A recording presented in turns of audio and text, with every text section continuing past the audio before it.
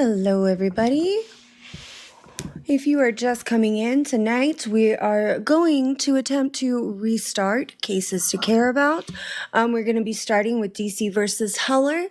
On Wednesday, we're going to do McDonald v. Chicago. And then on Friday, we will be doing Catano versus Mass. And we'll end next week on Monday and Wednesday with the New York Rifle and Pistol Association v. Bruin, as well as the U.S. v. Rahimi. We're going to be reviewing oral arguments in these cases, and we are ready to go. So if you have questions, put them in the chat. I will try to get to them as much as possible. What I can tell you about this case is there is a video in my story where I explain the outcome of this case, but we're going to kind of try this process in reverse, where we're going to actually listen to the cases, see what they were influenced by, why they came to the decision that they came to, as well as how it influenced ongoing cases. And this is an entire process.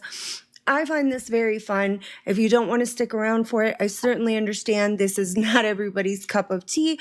But if you are going to stick around, if you can just tap the screen like the live, that really helps everything. After we do, we're going to start with firearms, and then we're going to go right on into women's rights next. So we're going to be covering quite a few cases. I'll have cases every Monday, Wednesday, and Friday, except for when I'm on vacation, and I think I have like a week break towards the end of the month. We'll be doing cases pretty much all summer long, so I'm really excited that you're here. We're going to be talking about, again, DC versus Heller. This is part of the Second Amendment, please. This is about the individual right to possess firearms for lawful purposes. It strikes on the DC handgun ban as well as the DC trigger lock requirement. And a big thing I want you to keep an eye on is in common use in this decision was incredibly important. So the primary holding here, and this is holdings are kind of long, but we try to summarize and tell you the best we can. Private citizens have the right under the Second Amendment to possess an ordinary type of weapon. That's where in common use comes in, and use it for lawful, my apologies, historically established situations, such as self-defense in a home, even when there is no relationship to local militia. So without further ado, let me move this up so everybody can see it. We're going to be doing DC v. Heller, and we are almost ready to go. So give me just a second. I got to hit play. Dang it. I hate it when your mouse is doing dog shit and you're just like, why? 90, District of Columbia versus Heller. Mr. Dellinger. Good morning, Mr. Chief Justice, and may it please the Court. The Second Amendment was a direct response He's to arguing concern for over DC? Article 1, Section 8 of the Constitution, which gave the new National Congress the surprising, perhaps even the shocking power to organize, arm, and presumably disarm the state militias. What is at issue this morning is the scope and nature of the individual right protected by the resulting amendment. And the first text to consider is the phrase protecting a right to keep and bear arms. In the debates over the Second Amendment, every person who used the phrase bear arms used it to refer to the use of arms in connection with militia service. And when Madison introduced the amendment in the first Congress, he exactly equated the phrase bearing arms with, quote, rendering military service. We know this from the inclusion in his draft of a clause exempting those with religious scruples. His clause says the right of the people to keep and bear arms shall not be infringed, a well-armed and well-regulated militia being the best security of a free country, but no person religiously scrupulous of bearing arms shall be compelled to render military service in person. And even if the language of keeping and bearing arms were ambiguous, the amendment's first clause confirms that the right is militia-related. It's essential meaning. If you're right, Mr. Dellinger, it's certainly an odd way in the Second Amendment to phrase the operative provision. If it is limited to state militias, why would they say the right of the people? In other words, why wouldn't they say state militias have the right to keep arms? Mr. Chief Justice, I believe that the phrase "the people" and the phrase "the militia" were really in sync with each other. You will see references in the debates. The Federalist Farmer uses the phrase "the people are the militia." The militia are the people. If that's right, doesn't that cut against you? If the militia included all the people, doesn't the preamble that you rely on not really restrict the right much at all? It includes all the people. Yes, I do believe it includes all the people in the sense of Verdugo Riquidez, all those who are part of the polity. What defines the amendment is the scope and nature of the right that the people have. It is a right to participate in the common defense, and you have a right invocable in court if a federal regulation interferes with your right to train for or whatever the militia has established. So that's one of the concerns, Mr. Dellinger, of the framers was not to establish a practice of amending the Constitution and its important provisions. And it seems to me that there is an interpretation of the Second Amendment differing from that of the district court and This is Miller, Justice Kennedy. and not advanced particularly in the red brief, but that conforms the two clauses and in effect delinks them. The first clause, I submit, can be read consistently with the purpose I've indicated of simply reaffirming the existence and the importance of the militia clauses. Those were very important clauses, as you've indicated there in Article 1 and Article 2. And so, in effect, the amendment says we reaffirm the right to have a militia. We've established it. But in addition, there is a right to bear arms.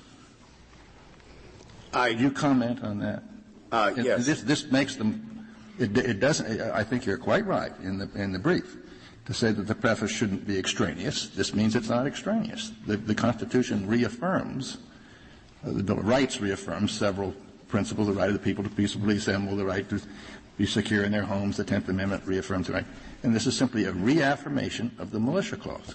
Justice Kennedy, I think any interpretation that delinks the two clauses as if they were dealing with related but nonetheless different subject matters has that to count against it. And what you don't see in the debates over the Second Amendment are references to, in those debates, the use of weapons for personal purposes. What you see is a clause that literally transposes to this: because a well-regulated militia is necessary to the security of a free state, the right of the people to keep and bear arms shall not be Well, the subject infringed. is arms in both clauses, as I've suggested. It's a common subject, and they're closely related.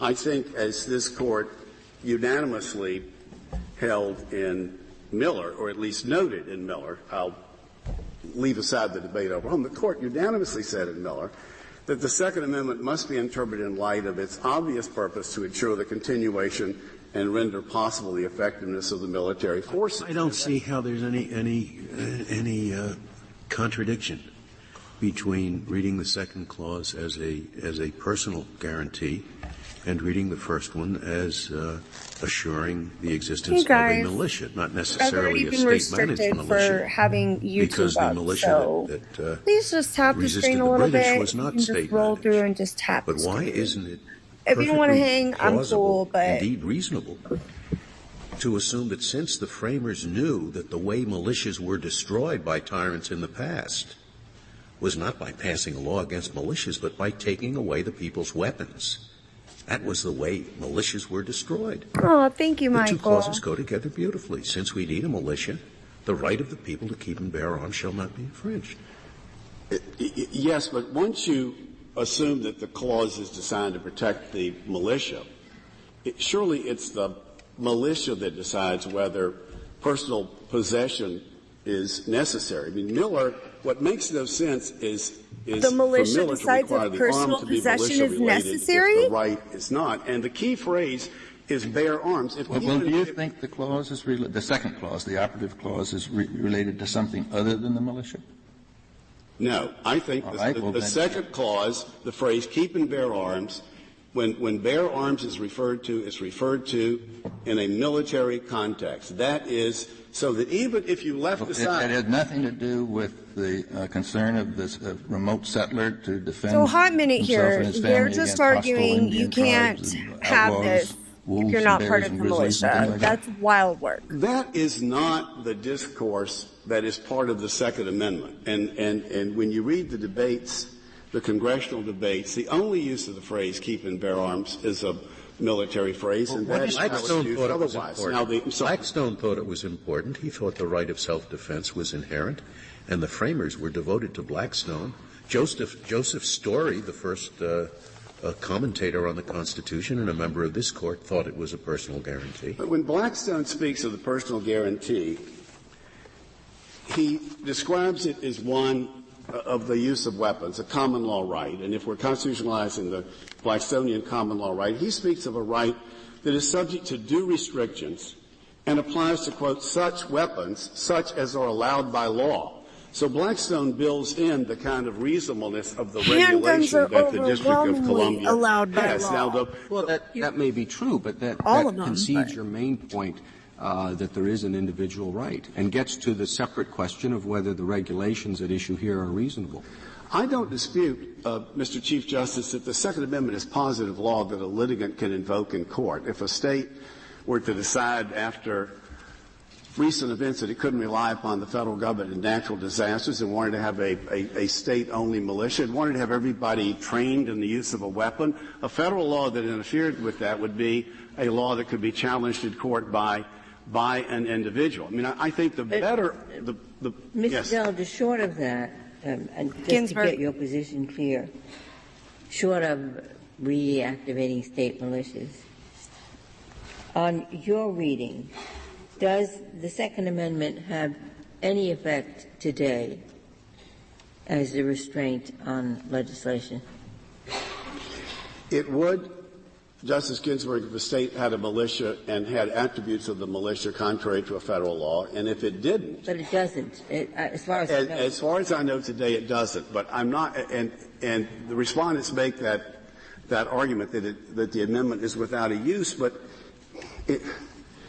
you don't make up a new use for an amendment whose prohibitions aren't being violated. I mean, your argument is that its purpose was to prevent the disarming of the organized Alito? militia. Isn't that correct? that is correct. And if that was the purpose, then how could the framers of the Second Amendment have thought that it would achieve that purpose? Because Congress has virtual plenary power over the militia under the militia clauses.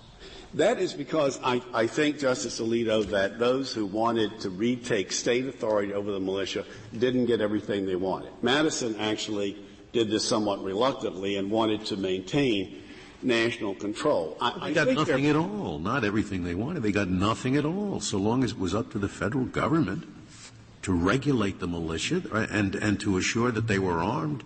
The federal government could disband the state militias. Yes, but So what was the function served by the Second Amendment as far as the militia is concerned? It is by no means clear that the federal government could abolish the state militia. It may be presupposed by the Article I, Section 8, you're welcome Clauses up if 15 you and want to come up, 16, bud. and by the Second Amendment that the states may have a militia. That issue has been left open as to whether you could do that, and it can be called into federal service, but only in particular circumstances. Now, I think the better argument for the other side, if there is to be a militia relatedness aspect of the Second Amendment, as we think clear from all of its terms, then Heller's proposed use of a handgun has no connection of any kind to the preservation or efficiency of a militia, and therefore the case is over. Now, I want to reread that real quick. Now, I think the better argument for the other side, if there is to be a militia-related aspect of the Second Amendment, as we think clear from all its terms, then Heller's proposed use of a handgun has no connection of any kind to the preservation or efficiency of a militia. Therefore, the case is over. I mean, I know for a lot of us, we're very used to Heller, kind of ensuring or at least reaffirming, the right to carry, the right to bear. But before this, I want to be so abundantly clear. DC had a full-on handgun ban. This gentleman, and you could get a permit up to a year in DC at that time, but they didn't issue those permits. This man was some sort of special officer. I can't remember the direct employment relation here, but he was a special officer. Like, he had, even if you were going to make it credential based, he had plenty of credentials. All this man wanted was a permit so he could have it in his home. He wasn't asking for a permit to carry outside in DC. He was asking for absolutely none of that. He just wanted a permit to carry in his home. And DC said, fuck off, which led to this case. So sorry, we'll get back into it. I apologize. But your reading of the militia clause specifically reserves certain rights to the states by its terms. And as I understand your reading, you would be saying the Second Amendment was designed to take away or expand upon the rights that are reserved, rather than simply guaranteeing what rights were understood to be implicit in the Constitution itself. That was Robert, sorry. I'm not sure I followed the question exactly, but... Well, the militia clause in Article 1, right. Section 8 says certain rights are reserved to the states with respect to the militia. And yet you're telling us now that this was a very important right that ensured that they kept arms, but it wasn't listed in the rights that were reserved in the militia clause.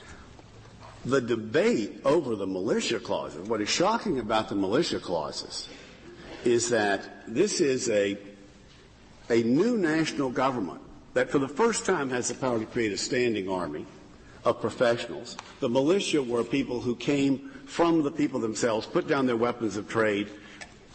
The states were devoted to the idea of their militia of volunteers. And of all the powers granted to the federal government, one of the most surprising was to say that Congress shall have the power to organize, arm, and discipline the militia, and to, even though the officers could be appointed by the state, the discipline had to be according to Congress. And this caused a tremendous negative reaction to the proposed Constitution. The Second Amendment doesn't repeal that. You don't take the position that Congress no longer has the power to organize, arm, and discipline the militia, no, do you? What? So it was supplementing it. And my question is, that the question before us is, how and to what extent did it supplement it? And in my view, it supplemented it by saying there's a general right to bear arms quite without reference to the militia either way. It restricted, in our view, the authority of the federal government to interfere with the arming of the militia by the states. And the word that was caused the most focus was to arm, and that is to disarm. Now, what I think is happening is that two different rights are being put together. One was the textual right to protect the militia. I think the better argument for the other side, from Mr. Heller, is that the amendment's purpose is militia protected, but it was over-inclusive in the way that several of you have suggested, and that is that, as the court below said, preserving the individual right, presumably to have guns for personal use, was the best way to ensure that the militia could serve when called. But that right, this right of personal liberty, the Blackstonian right, is an unregulated right to whatever arm, wherever kept, however you want to store it, and for the purposes an individual decides. That is a libertarian ideal. It's not the text of the Second Amendment, which is expressly about the security of the state. It's about well-regulated militias, not unregulated individual license, as what you were saying. But the individual is that the licenses individual are has regulated. A right to challenge What? a federal law, which in effect would disarm the militia and make it impossible for the militia to perform those functions that militias function. Isn't that the nub of what you're saying? Yes, that is correct. Okay. And if the court were to embrace, Mr. Dellinger, to what extent do you think the similar provisions in state constitutions that were adopted more or less at the same time are relevant to our inquiry? I think they're highly relevant to your inquiry because now 42 states have adopted constitutional provisions. Well, I'm not talking about those. You're talking about at the time. I'm talking about the contemporaneous actions of the states before or at the time of the adoption of the Second Amendment. I think that the the state amendments are generally written in different terms. If you're going to protect the kind of right that is being spoken of here, different from the militia right, the plain language to do it would be Congress or the state shall pass no law abridging the right of any person to possess weapons for personal use. And that's not the right that is created here. One of the troublesome aspects of viewing this as a right of personal use is that that is the kind of fundamental liberty interest that would create a real potential for disruption. Once you unmoor it from or untether it from its connection to the protection of the state militia, you have the kind of right that could easily be restrictions on state and local governments. Well, there's no question that the English struggled with how to work this. You couldn't conceal the gun, but you also couldn't carry it, but it had a right to have it. Let me ask you this. Do you think the Second Amendment is more restrictive or more expansive of the right than the English Bill of Rights in 1689? See, that's kind of an interesting question. I think it doesn't address the same subject matter as the English Bill of Rights. I think it's related to the use of weapons as part of the civic duty of participating in the common defense, and it's I think that would be more restrictive. That could well be the answer. Well, isn't it more restrictive in the sense that the English Bill of Rights was a guarantee against the Crown, and it did not preclude Parliament from passing a statute that would regulate and perhaps limit. Here, there is some guarantee against what Congress can do. Parliament could regulate, and Blackstone appears to approve of precisely the kinds of regulations here. Now, what we have rights only protected the rights of Protestants. This is correct, and it was suitable to their conditions and as allowed by law. So it was a group right, and it was much more limited. I think that is. As I recall, the legislation against Scottish Highlanders and against Roman Catholics did use the term forbade them to keep and bear arms, and they weren't just talking about their joining militias. They were talking about whether they could have arms. Well, the different kind of right that you're talking about, to take this to the question of what the standard ought to be for applying this, even if this extended beyond a militia-based right. If it did, it sounds more like a part of an expansive public or an expansive personal liberty right. And if it is, I think you ought to consider the effect on the 42 states who would be getting along fine with state constitutional provisions that do expressly protect an individual right of weapons for personal use, but in those states they've adopted a reasonableness standard that has allowed them to sustain sensible regulation of dangerous weapons. And what is reasonable about a total ban on possession? What is reasonable about a total ban on possession? That was a banger question. Is that it's a ban only on the possession of one kind of weapon, of handguns. It's been considered handguns are the most commonly used weapon. Dangerous. So if you have a law that prohibits the possession of books, it's all right if you allow the possession of newspapers? No, it's not. And the difference is quite clear. There's no limit to the public discourse. If there is an individual right to guns for personal use, it's to carry out a purpose like protecting the home. You could not, for example, say that no one may have more than 50 books. But a law that said no one may possess more than 50 guns would in fact be, I think, quite reasonable. The regulation at issue here is not one that goes to the number of guns.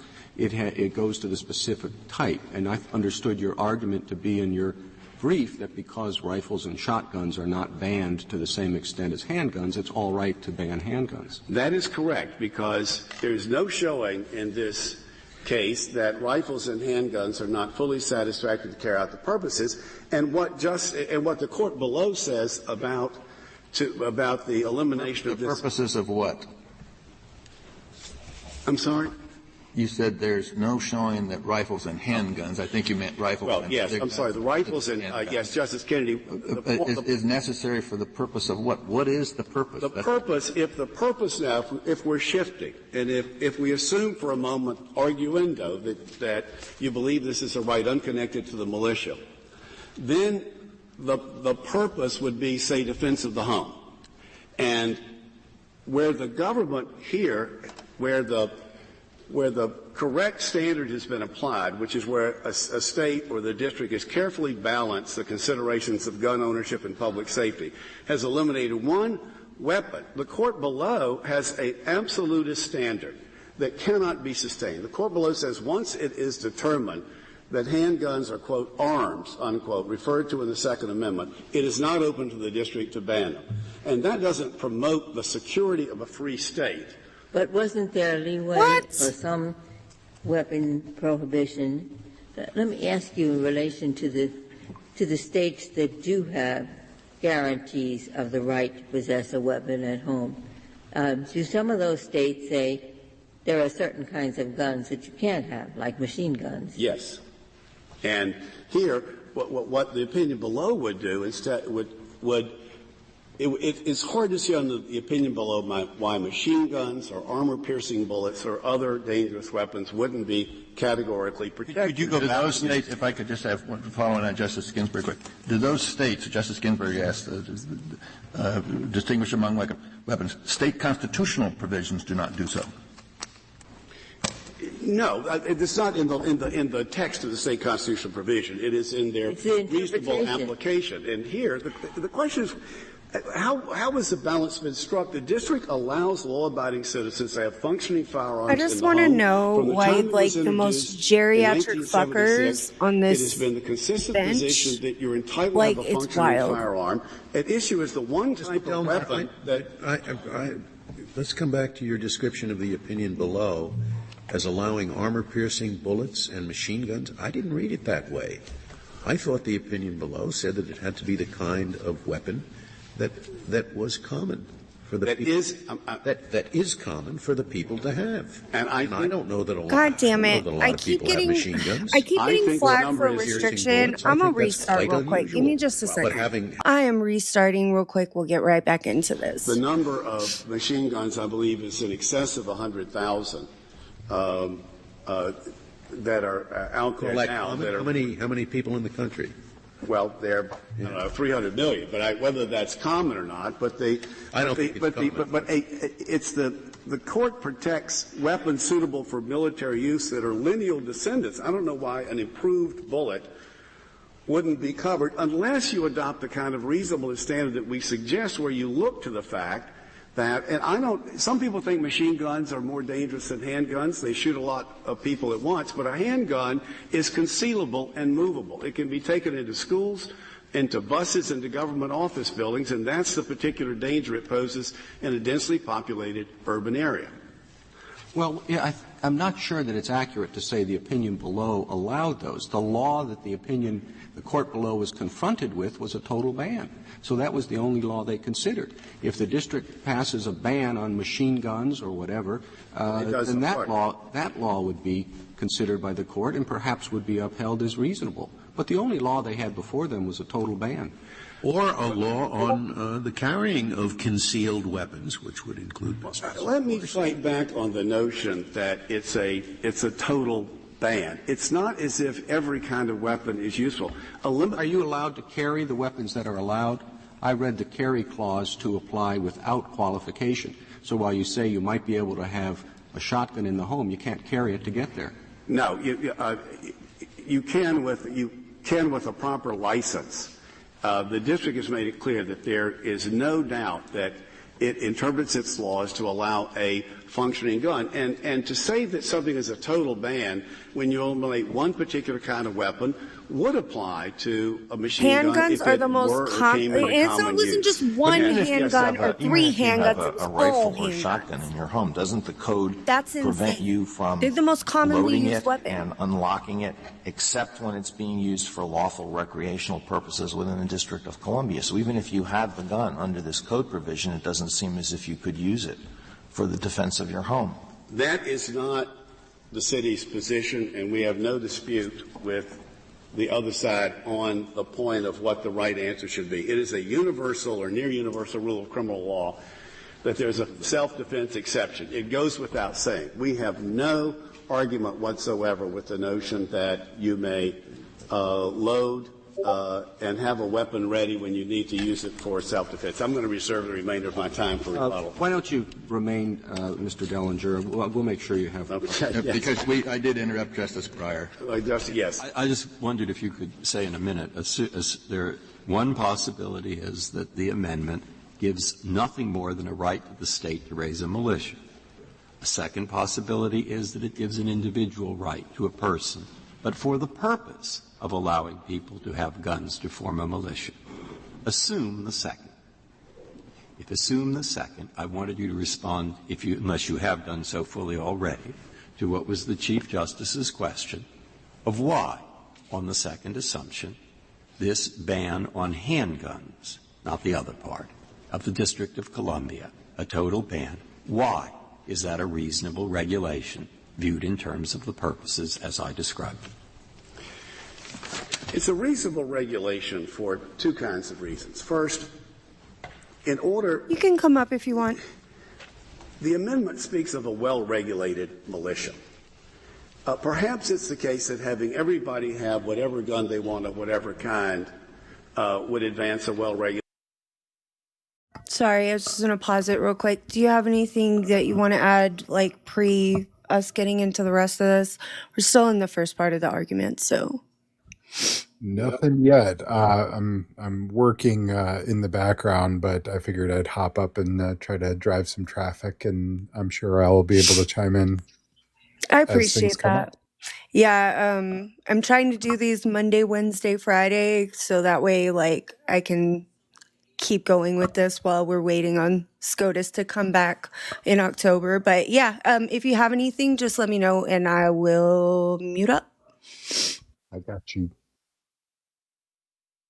Regulated militia, but perhaps not.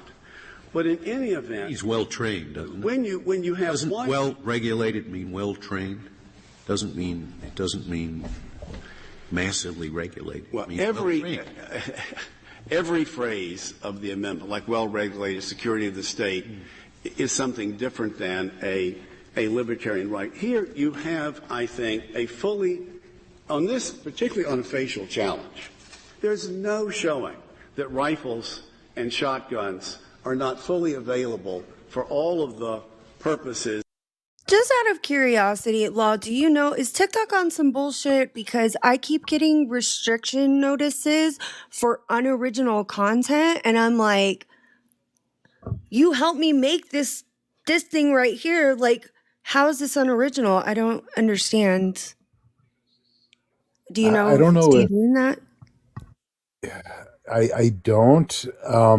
You might need to just break in every once in a while and not let it go for too long without adding something. But yeah, I think you might be getting sniped by the AI who's just thinking that you're just streaming something instead of actually commenting.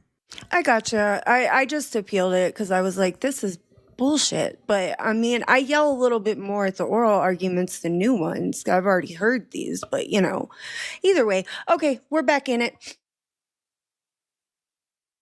Of defense. There is no indication that the district militia is an entity that needs individuals to have their own handguns. I mean, there's a step that is missing here. The well-regulated militia is not necessarily about everyone having a gun. A militia may decide to be organized that way, in which case you would have a different notion. But here, I think, when you come down to apply this case, if you look at about 5 factors, that other weapons are allowed, important regulatory interests of these particularly dangerous weapons is clearly a significant regulatory and important regulatory interest. In 2 respects, this is removed from the core of the amendment. even if it is not limited to militia service. Even the court below, no one doubts that that was, as the court below said, the most salient objective. So this is in the penumbra or the periphery, not the core. It was undoubtedly aimed principally, if not exclusively, at national legislation which displaced the laws in all the states, rural as well as urban. Here you've got local legislation responsive to local needs, and this is local legislation in the seat of the government, where Congress, which was created in order to protect the security of the national government, and where it would be extraordinary to assume that this is the one place, if you're not going to incorporate it, the one area in the United States where no government, free of the restrictions of the Second Amendment, could control. I'm sorry, what? Like, said here you've got local legislation responsive to local needs, and this is local legislation in the seat of the government where Congress, which was created in order to protect the security of the national government, and where it would be extraordinary to assume that this is the one place that you're not going to incorporate it. The one area in the United States where no government free of restrictions of the Second Amendment could control what? I'm sorry, that's horseshit. Anyway, I'll move on. Dangerous weapons. Thank you, Mr. Dellinger.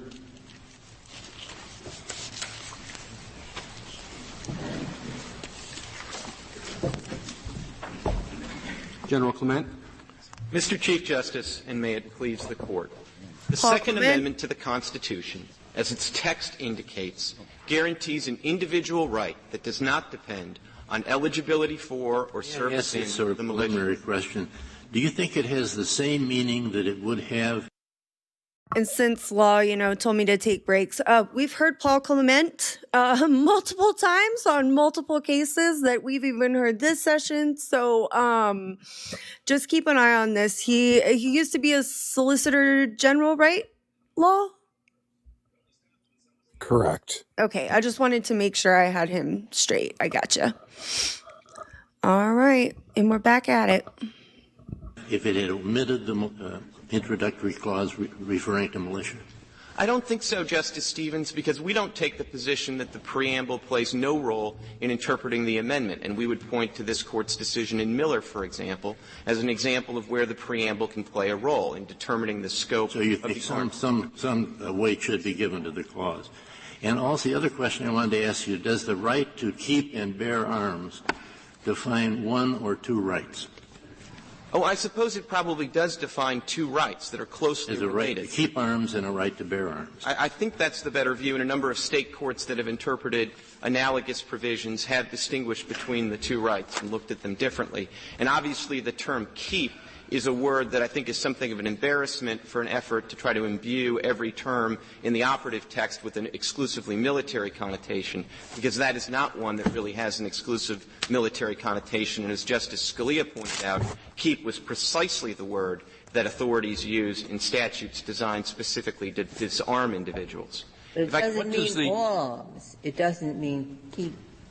On your reading, at least if it's consistent with Miller, keep and bear some arms, but not all arms. Oh, absolutely, Justice Ginsburg. And to give you a clear example, we would take the position that the kind of plastic guns or guns that are specifically designed to evade metal detectors that are prohibited by federal law are not arms within the meaning of the Second Amendment and are not protected at all. And that would be the way we would say that you should analyze that provision of federal law, as those are not even arms within the provisions of the Second Amendment. I think to make the same argument about machine guns would be a much more difficult argument, to say the least, given that they are the standard issue weapon for today's armed forces and the state organized militia. In your view, this amendment had nothing to do with the right of people living in the wilderness to protect themselves, despite maybe an attempt by the federal government, which is what the Second Amendment applies to take away their weapons. Oh, Justice Kennedy, I wouldn't say that it has no application there. As I say, I think the term arms. I'm sorry, go ahead, Law. Oh, I just said it's Justice Kennedy. He always asked weird fence-sitter questions. I gotcha. Okay. I was just like, that was just a weird one. I don't think I caught that before. And I was like, what? especially if Miller is going to continue to be the law, is influenced by the preamble. But the way we would look at it... I agree that Miller is consistent with what you've just said, but it seems to me Miller, which kind of ends abruptly as an opinion writing anyway, it is just insufficient to describe the interest that must have been foremost in the framers' mind when they were concerned about guns being taken away from the people who need it for their defense. Well, Justice Kennedy, we would analyze it this way, which is we would say that probably the thing that was foremost in the framers' mind was a concern that the militia not be disarmed such that it would be maintained as a viable option to the standing army. But especially when you remember, as Justice Alito pointed out, that the Constitution in Article 1, Section 8, Clauses 15 and 16, the militia clauses, as unamended, gave the federal authorities virtually plenary authority to deal with the organization and regulation of the militia. The most obvious way that you could... I actually do have a question for you, Law, if you have a second. If not, I can keep going and you just let me know when you're ready. Go ahead. Yeah, so they keep bringing up the Miller case, and I'm wondering, I read through a little bit of the background on it, but can you explain to me what that case was exactly? Miller, I think, is 1934. It's in the 30s. Basically, it had to deal with sawed-off shotgun. Okay, yeah. Somebody was possessed a sawed-off shotgun, which was made illegal by the NFA. And they made an argument that it was, a Second Amendment right to possess a sawed-off shotgun. And basically the Supreme Court held that the Second Amendment only protects arms that are useful for militia service. So that kind of gets around, and this was Scalia's view too, is when you're talking about nuclear weapons and things like that, F-15s, the kind of hyperbolic things that people usually refer to when they're talking about Second Amendment, that the bear would exclude those, so that the Second Amendment presumptively only protects bearable arms. And what Miller said is that the arms have to be something that's useful for service in a militia. And they determined that a sawed-off shotgun is not useful for service in a militia. It's kind of a blunderbuss weapon that just fires a bunch of projectiles in a very wide array that doesn't have much, practical offensive or defensive use in the terms of militia service. Interesting. Okay, I knew it dealt with the sawed-off shotguns, and I kind of had looked at it, but thank you for explaining that, because it makes more sense. You always have a great way of explaining that so everybody can understand it. I appreciate you. Of course. Could not tech not militia plenary authority, not plenary authority, except for that which is reserved in... Who appoints the officers? Yeah, no, absolutely. There is something reserved in Clause 16. But let me just say, if the Second Amendment had the meaning that the District of Columbia ascribes to it, one would certainly think that James Madison, when he proposed the Second Amendment, would have proposed it as an amendment to Article 1, Section 8, Clause 16. He didn't. He proposed it as an amendment to Article 1, Section 9, which encapsulates the individual rights to be free from bills of attainder and ex post facto clauses. You think he was guided at all by the contemporaneous provisions in state constitutions? I'm sure he was influenced by that, though I think, honestly... And how many of them protected an individual right? Just two, right? I think the Pennsylvania and Vermont are the ones that most obviously... And the others quite clearly went in the other direction, did they not? Well... Did you say Pennsylvania and Vermont?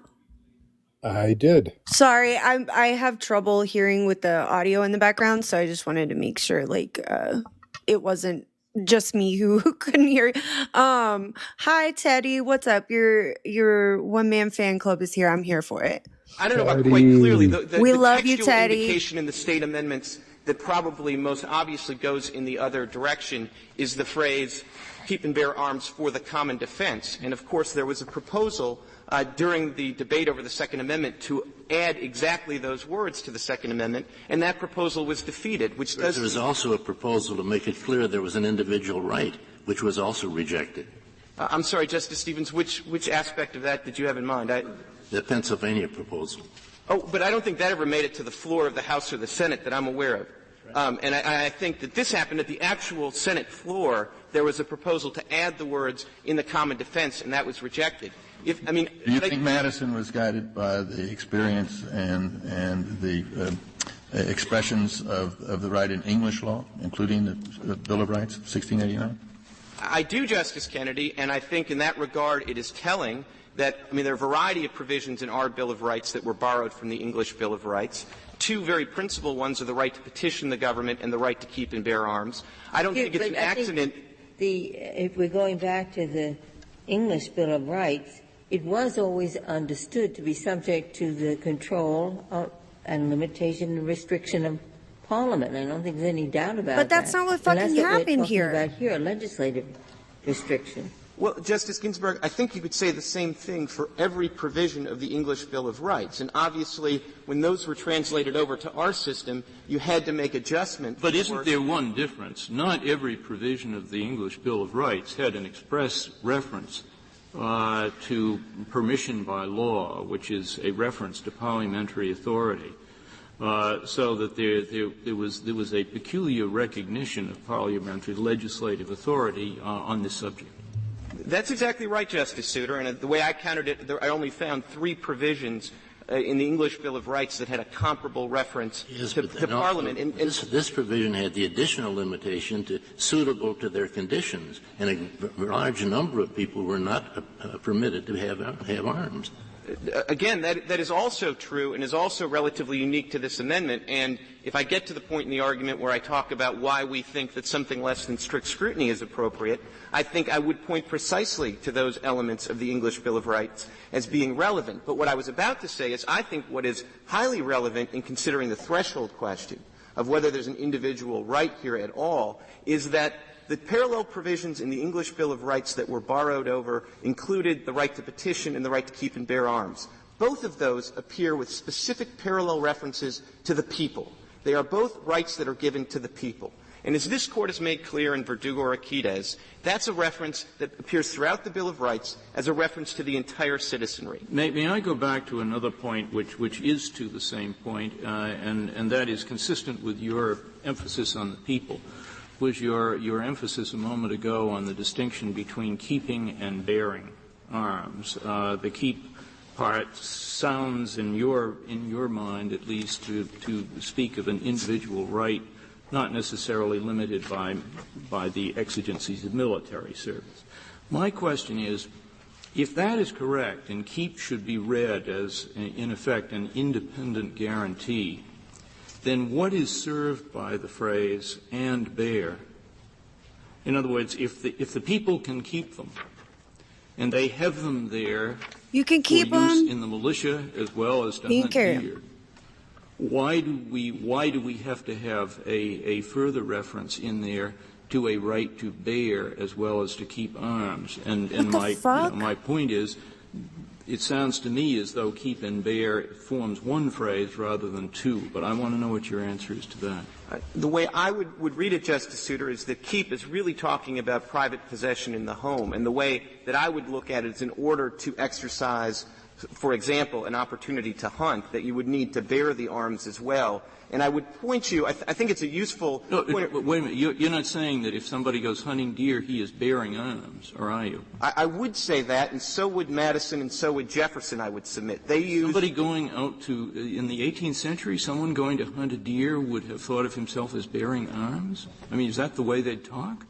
Well, I mean, I will grant you this, that bear arms in its unmodified form is most naturally understood to have a military context. Yeah. But I think the burden of the argument on the other side is to make it have an exclusively military context. And as a number of the briefs have pointed out, that's not borne out by the framing sources. And one place, although it's not bearing arms, it's bearing a gun, I think it's highly relevant that Madison and Jefferson, with respect to this hunting bill that Jefferson wrote and Madison proposed, specifically used in the hunting context the phrase bear a gun. And so I do think in that context. But it's arms that has the kind of the military, the martial connotation, I would have thought. Wasn't it the case that the banning of arms on the part of the Scottish Highlanders and of Catholics in England used the term, forbade them to bear arms? It didn't mean that they could just not join militias. It meant they couldn't carry arms. And again, I think various phrases were used. I also think that some of the disarmament provisions specifically use the word keep. And so I think there is some independent meaning there, which is one point. And then I do think that even in the context of bearing arms, I will grant you that arms has a military connotation, and I think Miller would certainly support that. But I don't think it's an exclusively military connotation. Not only Miller, but the Massachusetts Declaration, the right to keep and bear arms for the common defense is what is the normal reading of it. Oh, absolutely. And I grant you, if the Second Amendment said keep and bear arms for the common defense, this would be a different case. But right to keep and bear, it isn't. I'm sorry. It's one right to keep and bear, not two rights to keep and to bear. Well, I mean, it's my friends from the district that are emphasizing that no word in the Constitution is surplusage. So I would say that in a context like this, you might want to focus both on keep and on bear arms. And you want to talk about the standard and your light's on. Okay.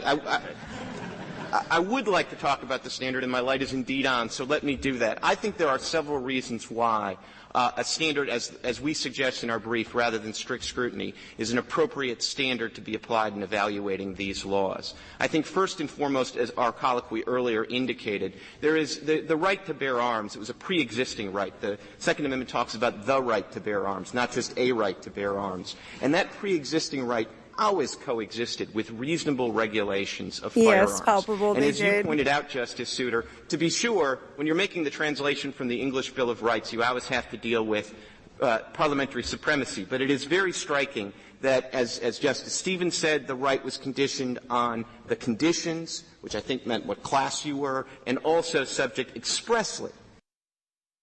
I'm not going to lie, I can respect a court that stays on time and respects the lights. I know that's probably crazy because sometimes we want to hear more out of them, but sometimes I'm just like, let's just keep it to the timer, y'all. Well, and sorry. So, no, go ahead.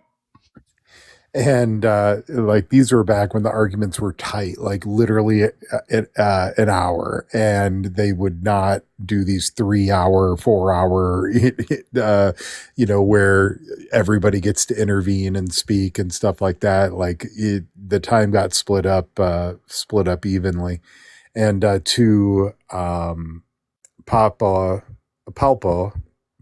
there it is.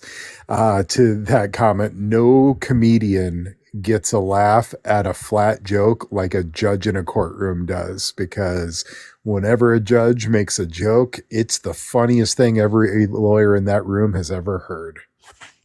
Of course it is. Of course it is. Now that they have SCOTUS tickets on a whole lottery system, apparently, I'm going to try to go this next round. I'm probably going to get like the most boring case that nobody wants to hear, but I'm still going to be psyched. I just want to be there. I think it'll be fun. And I've never actually gotten to tour the building. I don't even know if they do it, but I've never gotten to. SCOTUS? Yeah, I've never got to. Yeah, absolutely. You can go tour the building. There's a gift shop there with a bunch of shitty made in China crap that you can buy. Of course. Hello? I need my SCOTUS hat. I need all my shit, Law. I'm just saying. Yeah. And then they have lectures actually in the Supreme Court chambers that you can wait in line for and go and listen to. They've got several every day, so you can go in there and just sit in the chambers and listen to some law professor talk about something. So it's kind of cool if that's your thing. I've been to DC like 4 times. I'm going to have to go by myself this next time because nobody nerds out with me the way I want to nerd out. And I love everybody I've gone with. I'm not hating.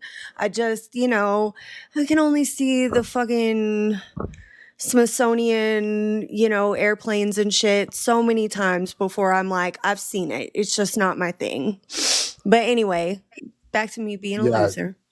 it's like when I'm like, oh, I traveled, I've been there a few times, but I go and it's like, oh, hey, let's go check out, the National Archives.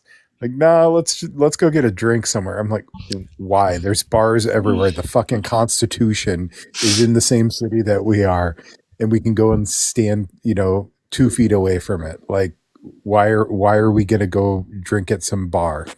Like, I don't mind having a drink, but I'm not a bar person. Like, I can just buy some stuff and bring it back to my hotel if I'm that desperate. But, social shit. So you gotta do what you gotta do. But yeah, I'll have to go by myself sometime and just really nerd out.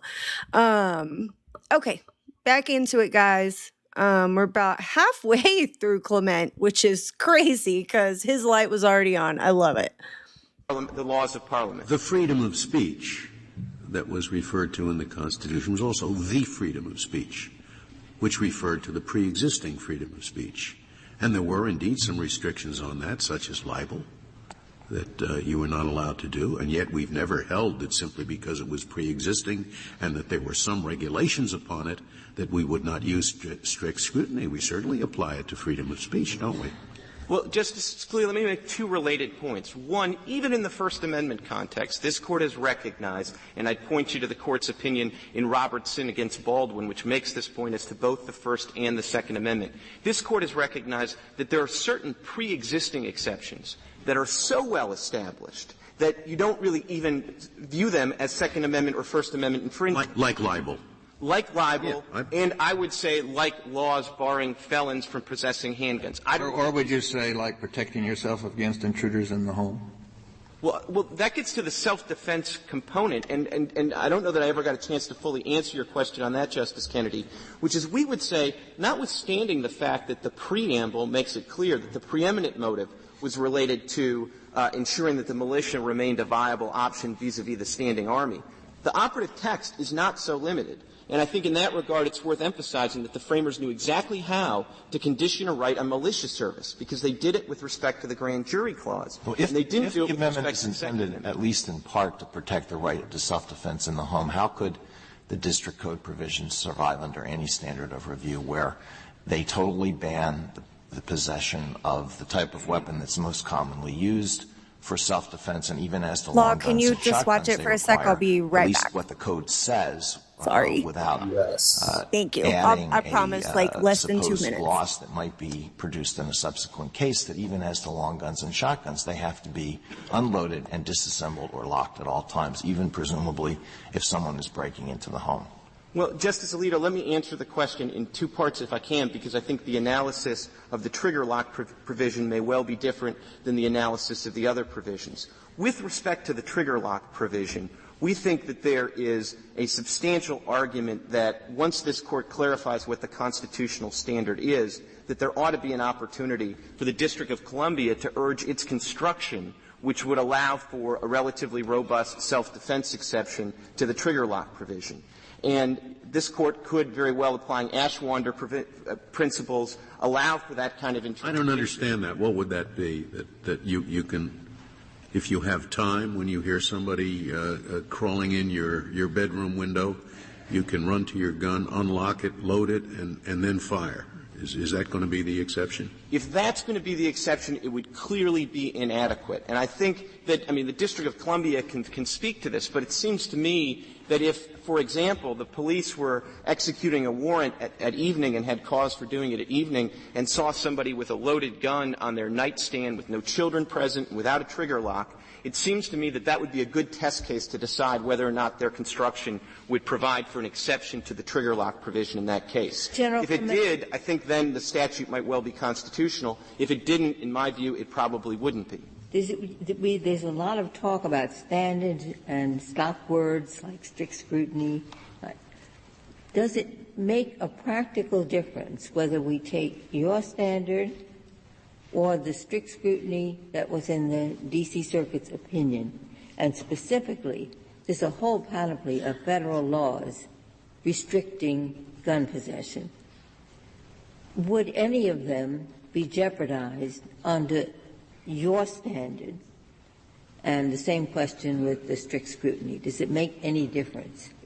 In our view, it makes a world of difference, Justice Ginsburg, because we certainly take the position, as we have consistently since 2001, that the federal firearms statutes can be defended as constitutional, and that would be consistent with this kind of intermediate scrutiny standard that we propose. If you apply strict scrutiny, I think that the result would be quite different, unfortunately. Well, these various phrases under the different standards that are proposed, compelling interest, significant interest, narrowly tailored, none of them appear in the Constitution, and I wonder why in this case we have to Hold on, real quick. I'm curious about why he said what he said. If you maybe understand, I'm sure you know, but I'm a dummy, so I gotta ask. He was saying it would survive under the intermediate scrutiny, but strict scrutiny, it wouldn't. Is he talking about the DC handgun ban, or is he talking about something else? Sorry, because I came back in and I'm just sort of listening and trying to catch up, so. Yeah, so Ginsburg's question was specifically about DC's ban, which also included a mandatory trigger lock provision on so they banned handguns in DC, period. Yeah. And Dick Heller, who was the plaintiff in this, was a reserve officer. So he would have to go to the station, pick up a firearm, and then go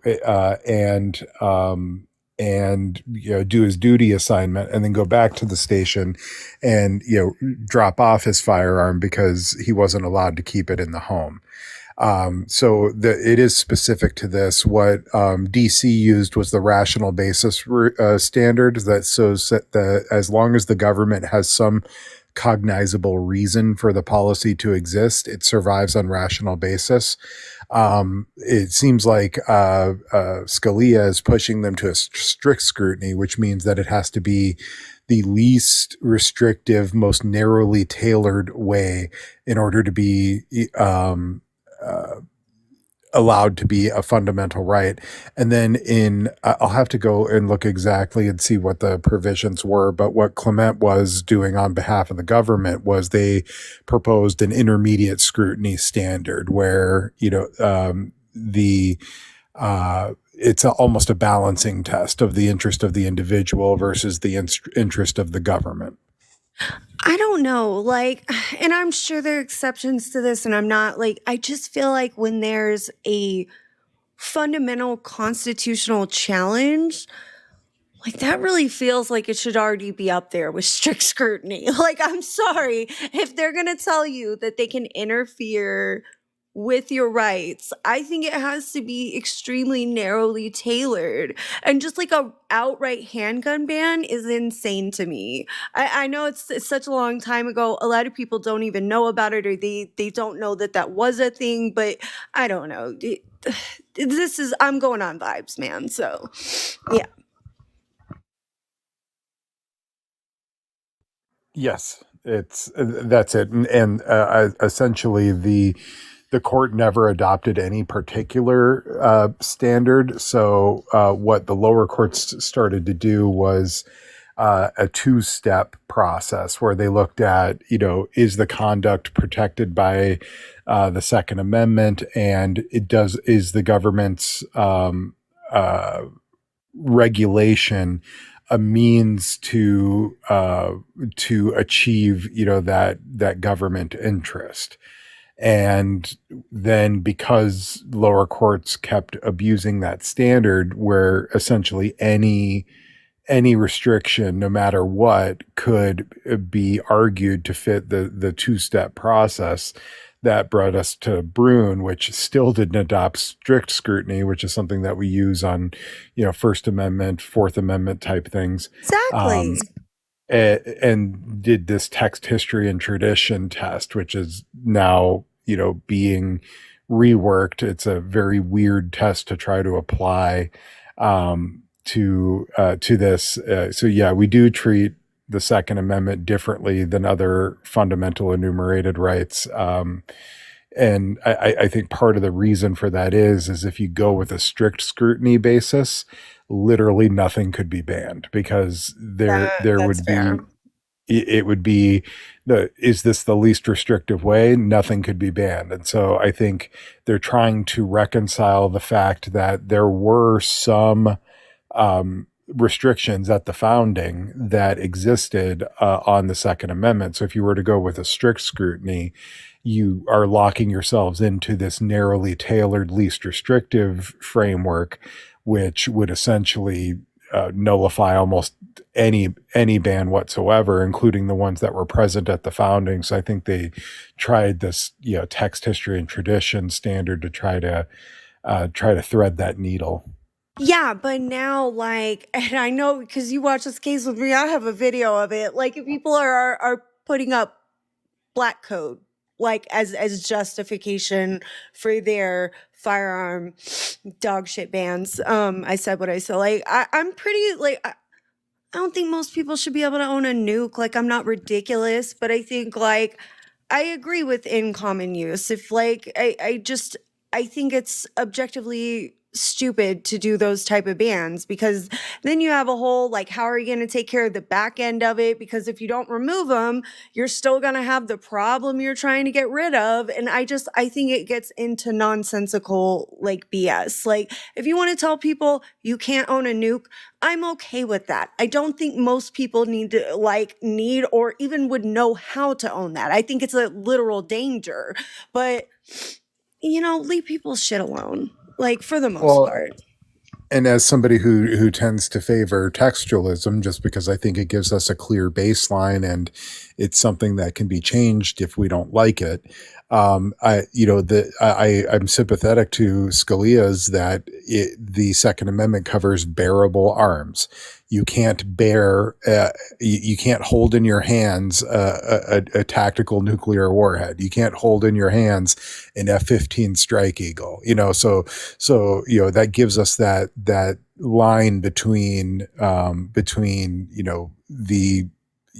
the things that would be devastating, weapons of war, compared to something that somebody could cognizably use for self-defense, or in the eyes of the founders, we're talking about what did the Second Amendment mean when it was drafted.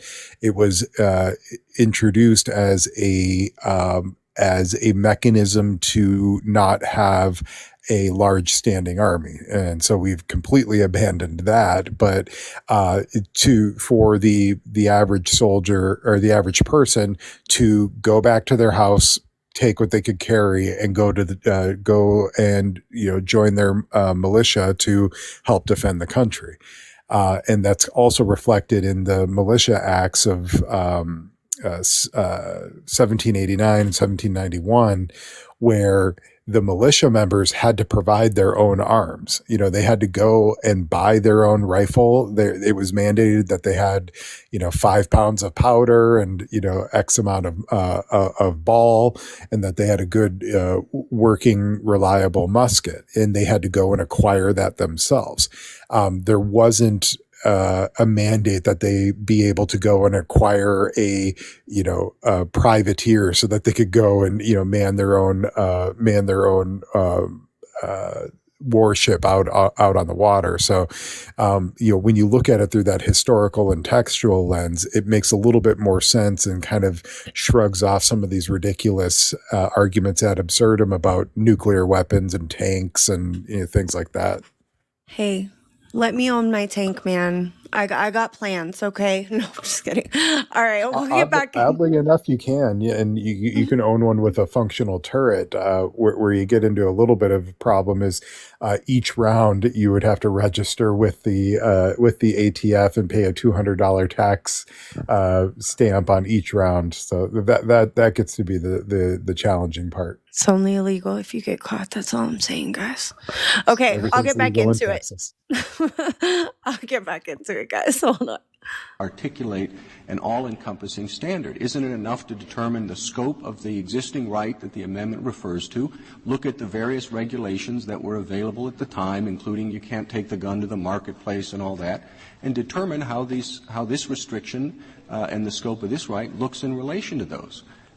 I'm not sure why we have to articulate some very intricate standard. I mean, these standards that apply in the First Amendment just kind of developed over the years.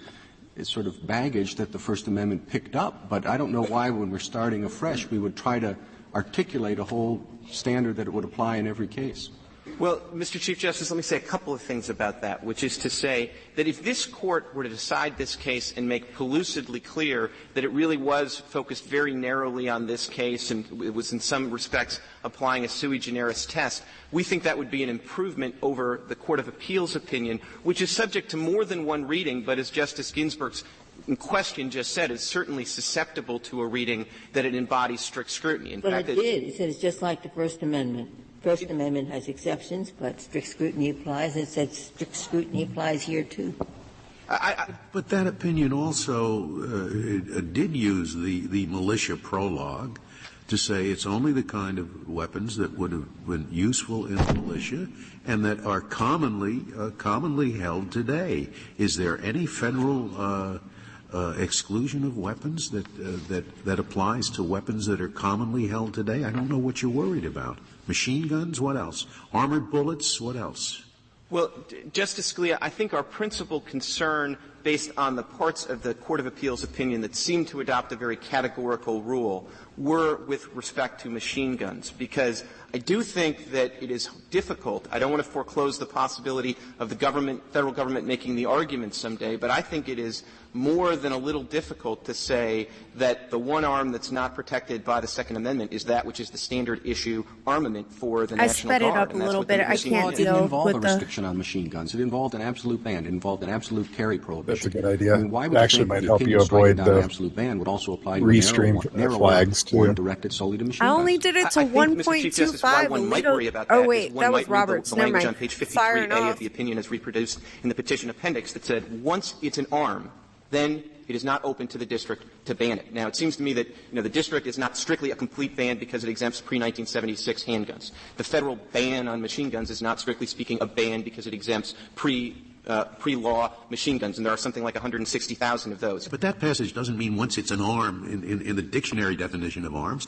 once it's an arm in the specialized sense that the opinion referred to it, which is the type of a weapon that was used in militia and that is nowadays commonly held.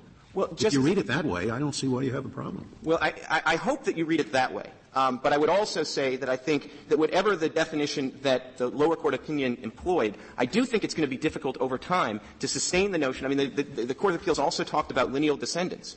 And it does seem to me that, just as this Court would apply the Fourth Amendment to something like heat imagery, I don't see why this Court wouldn't allow the Second Amendment to have the same kind of scope. And then I do think that reasonably machine guns come within the term arms. Now, if this Court wants to say that they don't, I mean, we'd obviously welcome that in our obligation to defend the constitutionality of acts of Congress. The one other thing I would say is that this is an opinion that is susceptible of different readings. It's interesting that respondents amici have different characterizations of it. The Goldwater Institute calls it strict scrutiny. The State of Texas calls it reasonableness review. Thank you, General. Thank you.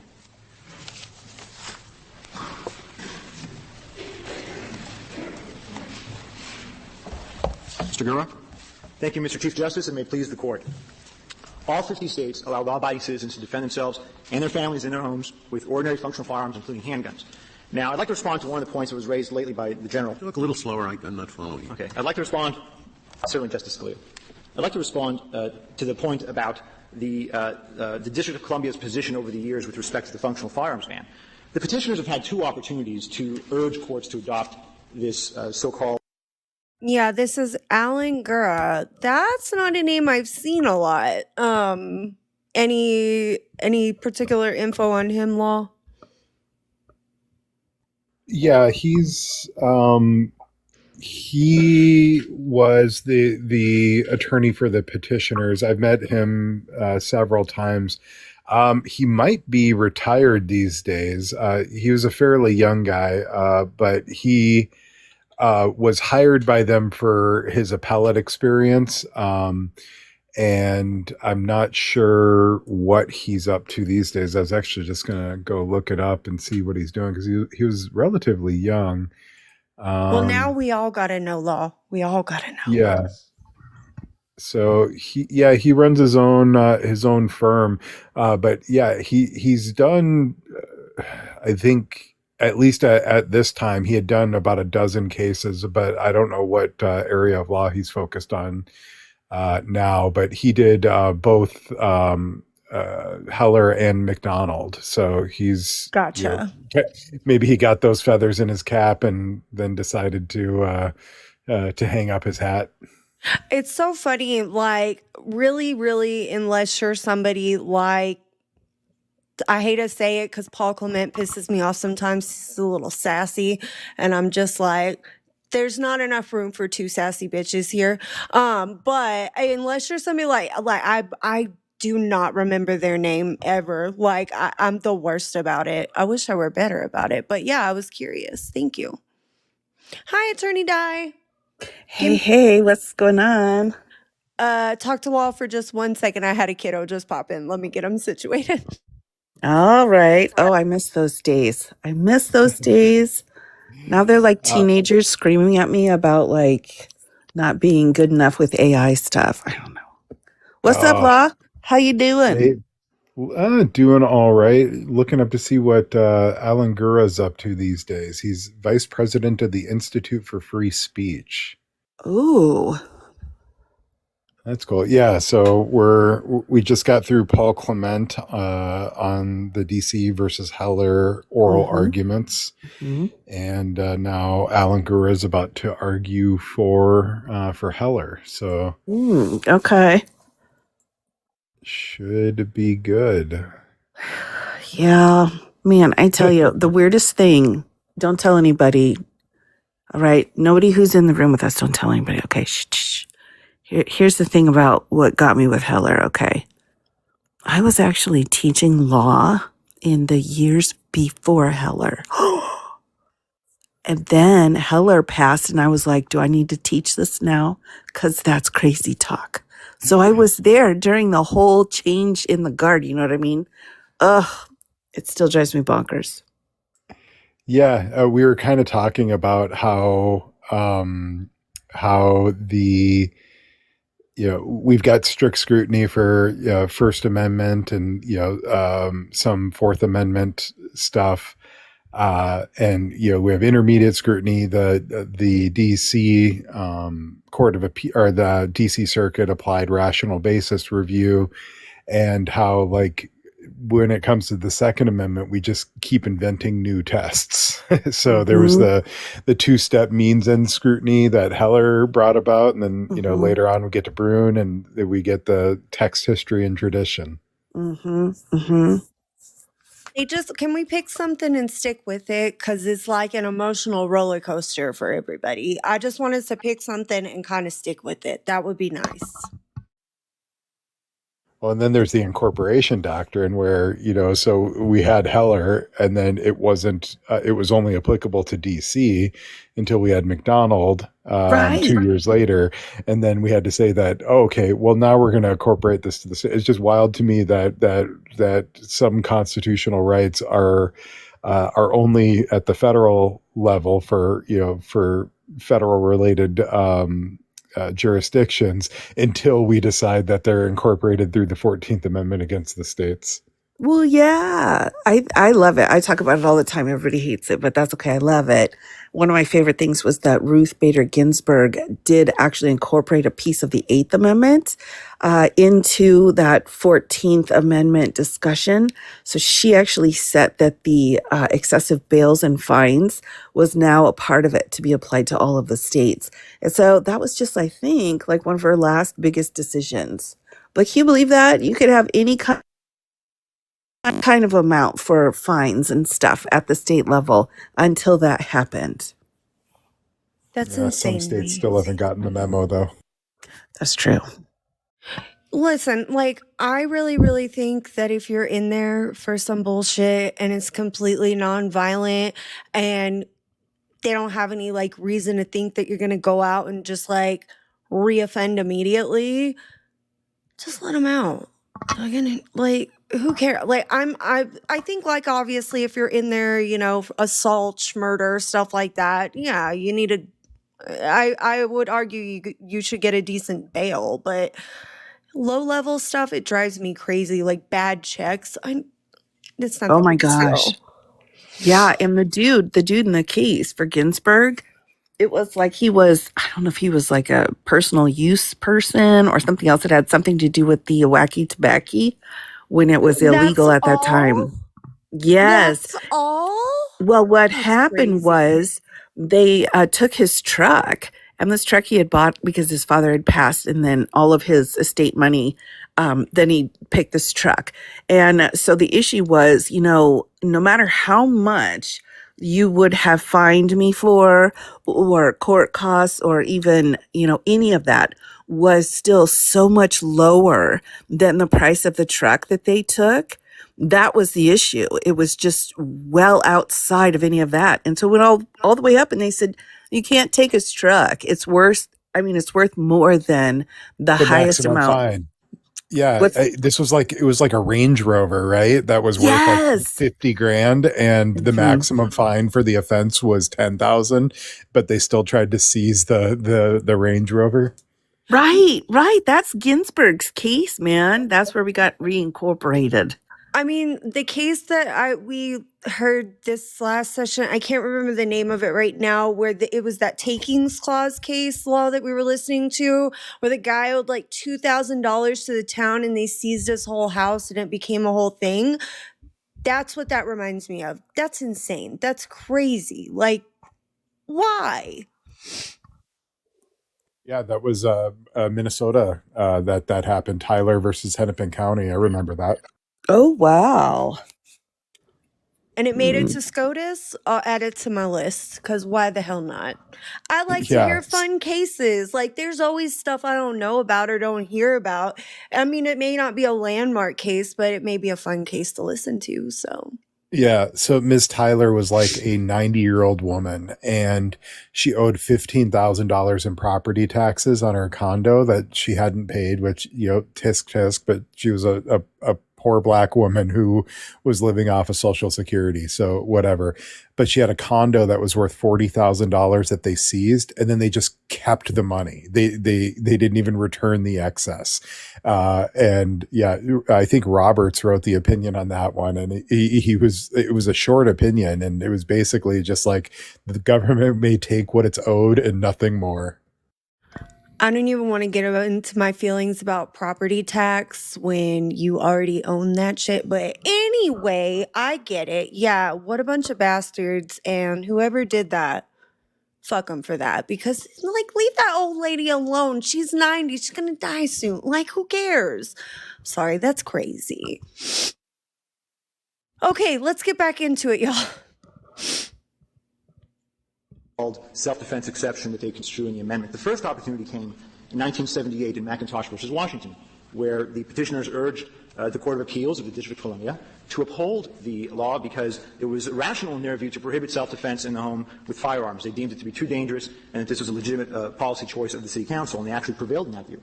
The second opportunity that the petitioners had to urge this sort of self-defense construction was actually in this case, in the district court. We had a motion for summary judgment, and we made certain factual allegations in this motion. And on page 70A of the joint appendix, we see portions of our statement of undisputed material facts. Fact number 29, which was conceded by the District of Columbia, reads, the defendants prohibit the possession of lawfully owned firearms for self-defense within the home, even in instances when self-defense would be lawful by other means under District of Columbia law. The citation for that is a functional firearms ban, and that point was conceded.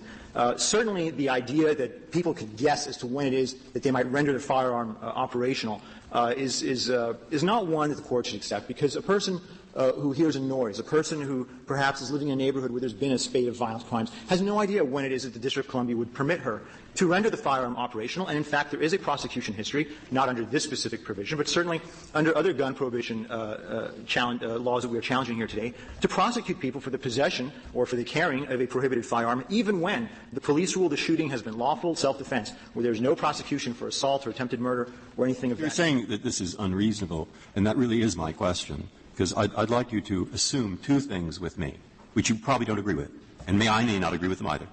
But I just want you to assume them for the purpose of the question.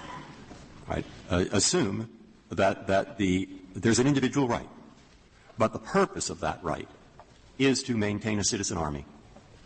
Call it a militia. That's the basic purpose. So it informs what's reasonable and what isn't reasonable.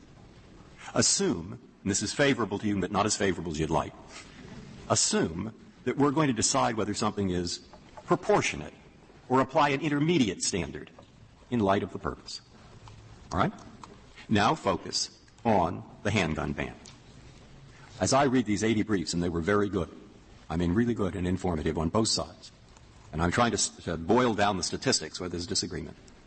And roughly what I get, and don't quarrel with this too much, it's very rough, that 80 to 100,000 people every year in the United States are either killed or wounded in gun-related homicides or crimes or accidents or suicide, but suicide's more questionable. That's why I say 80 to 100,000. How is that more in the questionable? District, I guess the number is somewhere around 200 to 300 dead, and maybe if it's similar, 1,500 to 2,000 people wounded. All right. Now, in light of that, why isn't a ban on handguns, while allowing the use of rifles and muskets, a reasonable or a proportionate response on behalf of the District of Columbia? Because, Your Honor, for the same reason that was offered by numerous military officers at the highest levels of the U.S. military at all branches of service, writing in two briefs, they Just out of sheer curiosity here, I know it was the handgun ban and they said you could own, oh, thank you, Attorney Di. That was so cute. They said you could own like rifles and such. Did they have restrictions on the type of rifles you could own? Or, you know, was it like pump, like what, I guess I'm asking, like, was there also restrictions on this or no restriction on the type of rifle you could own? I'm not sure if they had like an assault weapons ban at this point, because at this point in time, the assault weapons ban, the national ban, was in effect. So I don't think they had one, you know, specific at the DC level. But what I do recall is a complete ban on handguns, and any other, you know, shotguns or rifles had to have trigger locks or be disassembled.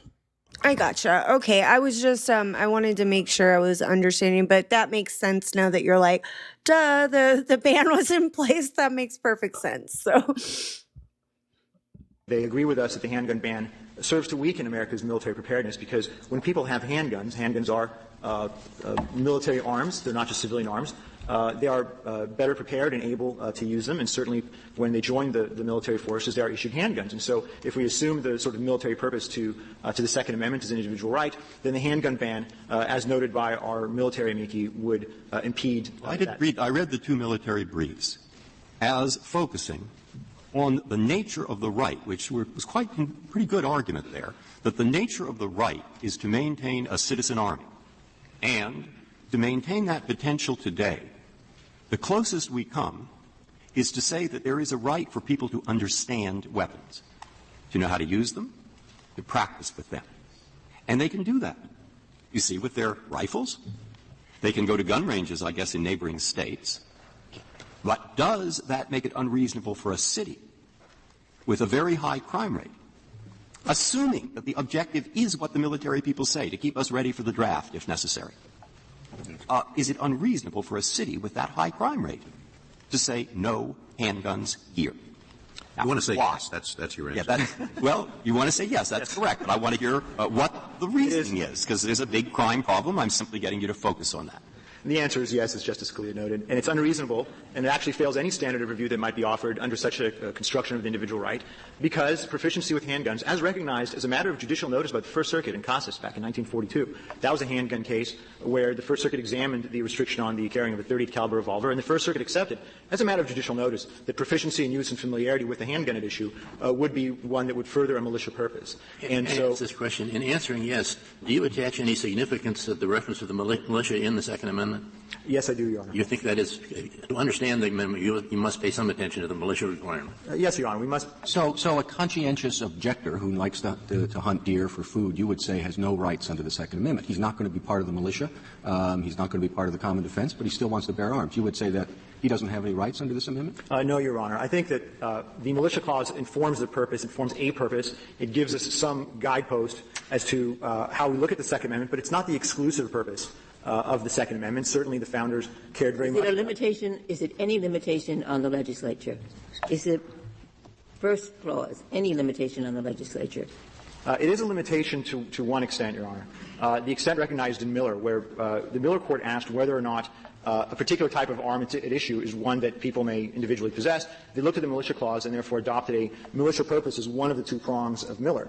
And so certainly if there were if the court were to continue Miller, and Miller was the only guidance that the lower court had, certainly, as to what arms are protected or unprotected by the Second Amendment, then yes. If it limits the kind of arms as to be appropriate to militia, why does it not also limit the kind of people who may have arms?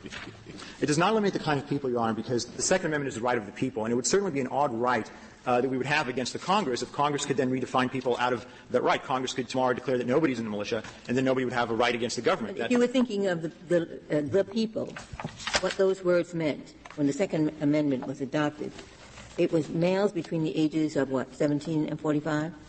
People who were over 45 they didn't serve in the militia.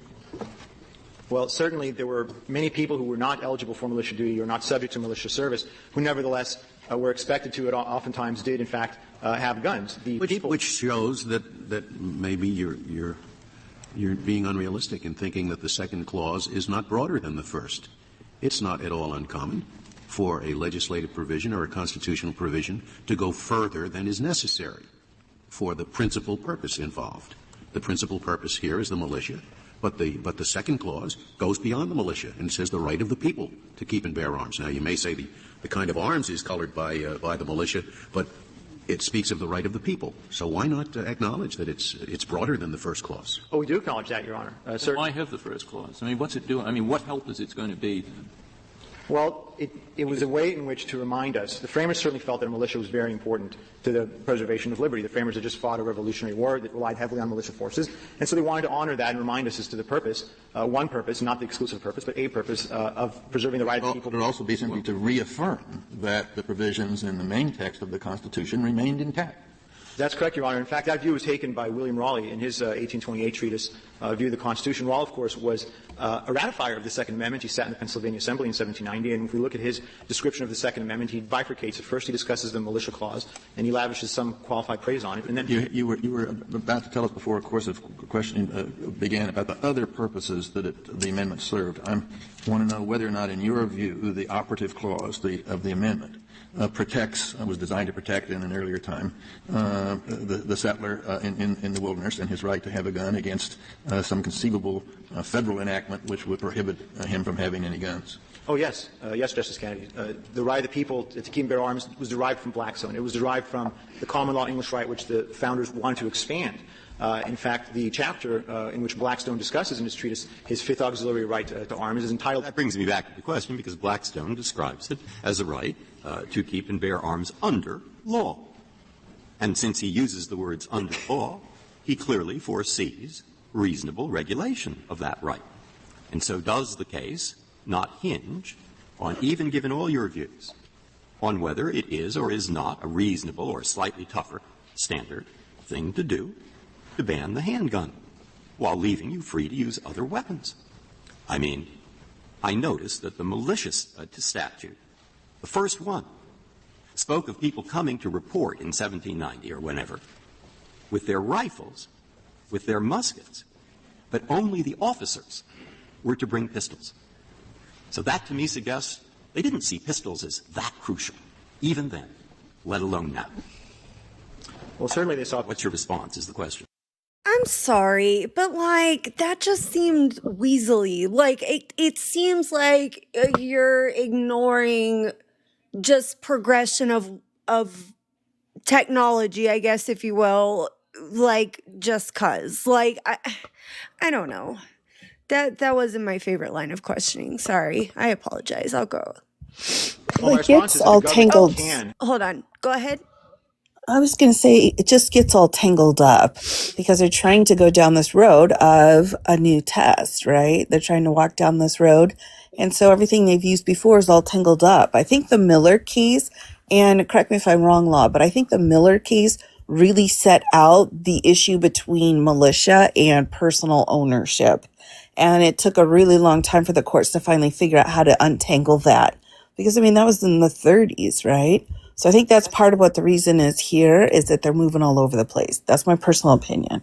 Yeah, there was some discussion about Miller earlier, and I kind of went through the sawed-off shotgun not having a purpose in the militia, therefore it wasn't protected by the Second Amendment. So again, it's this threading of needles, and I mean, Justice Scalia over here is all like, "Come on, strict scrutiny, everybody," but I don't think they could have gotten to 5 with Kennedy on a strict scrutiny standard. So, and that's problematic because under strict scrutiny, there are, it has to be narrowly tailored, least restrictive. There's really not consideration for prohibitions that were in existence at the time of the founding. So if we went pure strict scrutiny, like you could own machine guns and the government has, it's not narrowly tailored to have you need to pay a fee and register it, so strict scrutiny wouldn't be a workable test and maintain Miller and maintain the vast majority of restrictions that we still have today. So strict scrutiny wasn't really workable. So it's this pretzeling to try to figure out how can we still ban some things without, but yet at the same time try to throw out the bans that we don't like. Well, here's just for the comments. I bring people up after the argument's done. I'll bring people up if y'all have questions. But we got to kind of like hang out. Law and Attorney Di are my they can always be on my panel. It doesn't matter. But I usually try to limit it just so we can keep interruptions at a minimum. It's not to be offensive to anybody. That's just kind of the way it works. More people you have on your panel, the more people talk. That's normal. I do have a question though, and this is kind of what I want to ask is well, why is it if I were to make a claim that my First Amendment freedom of speech was being violated, and obviously I've proven, why does that get strict scrutiny versus some things that don't? Are they just flying by the seat of their pants here? Is there a legal reasoning? Where are we at with it? I'm sorry, this is a question I never knew and I've always wanted an answer to. Oh, I'm glad you're asking it. We had, there's 3 levels of scrutiny, right? And they're based off of different cases that were coming up in front of the Supreme Court. That first level was strict scrutiny, the government almost always loses. The second level of intermediate, this one I think is really important. Why, you ask? Because if there's a race issue or a First Amendment issue going on, they'll get strict scrutiny. But if there's a question involving a woman, we're all down here in the intermediate. So strict scrutiny will help protect your menfolk, but not the ladies. And then, of course, the last piece of it's going to be rational basis, where you've got disabilities, age discrimination, those kinds of things. So if you look at it, you can actually see oh, yeah, there's the patriarchy. Interesting. So basically this is previous case determination. This has nothing to do with rules or the way that I guess all of those are created through case law. I don't fucking know.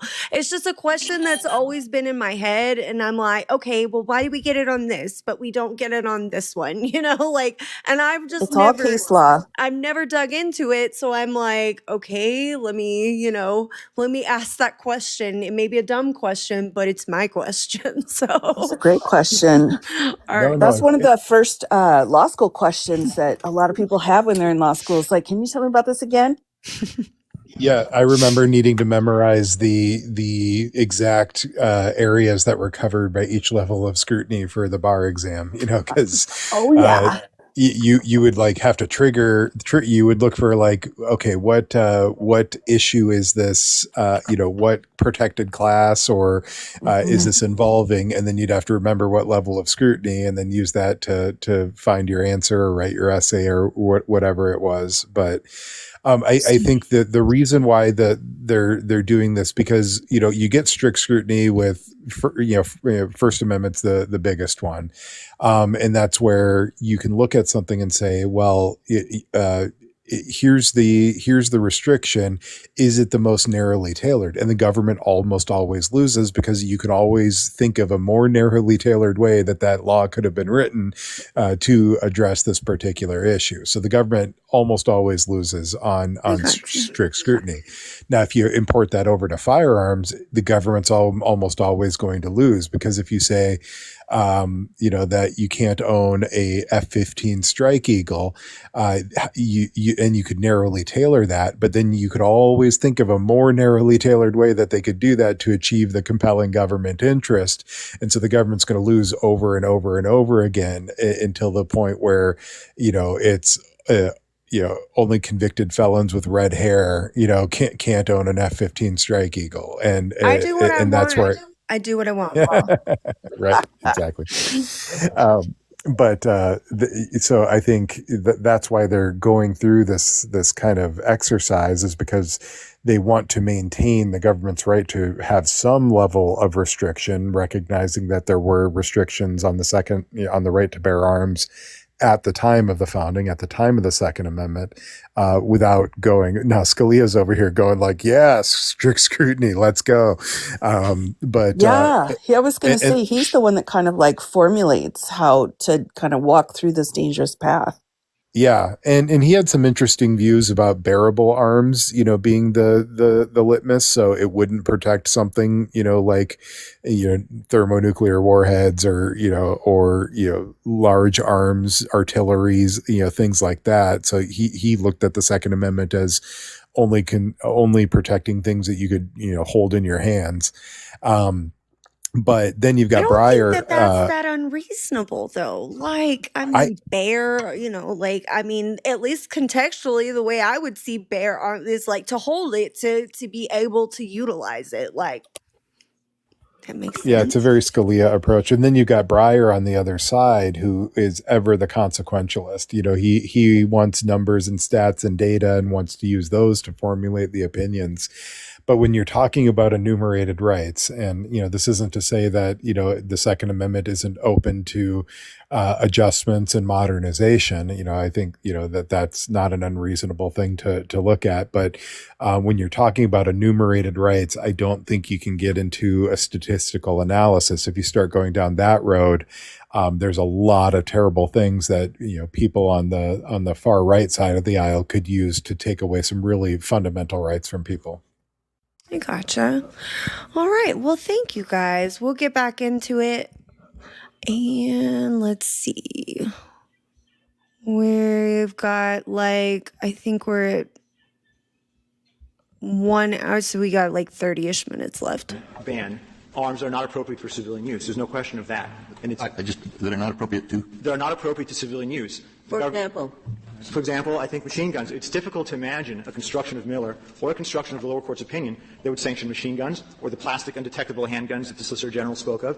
The fact is that this court's Miller test is the only guidance that we had below, and I think it was applied faithfully. Once a weapon is, first of all, an arm under the dictionary definition, and Webster has a very useful one, then you look to see whether it's an arm that is meant to be protected under the Second Amendment, and we apply the two-pronged Miller test. And usually, one would imagine if an arm fails the Miller test because it's not appropriate for common civilian applications. But why wouldn't a machine gun qualify? General Clement told us that that's standard issue in the military.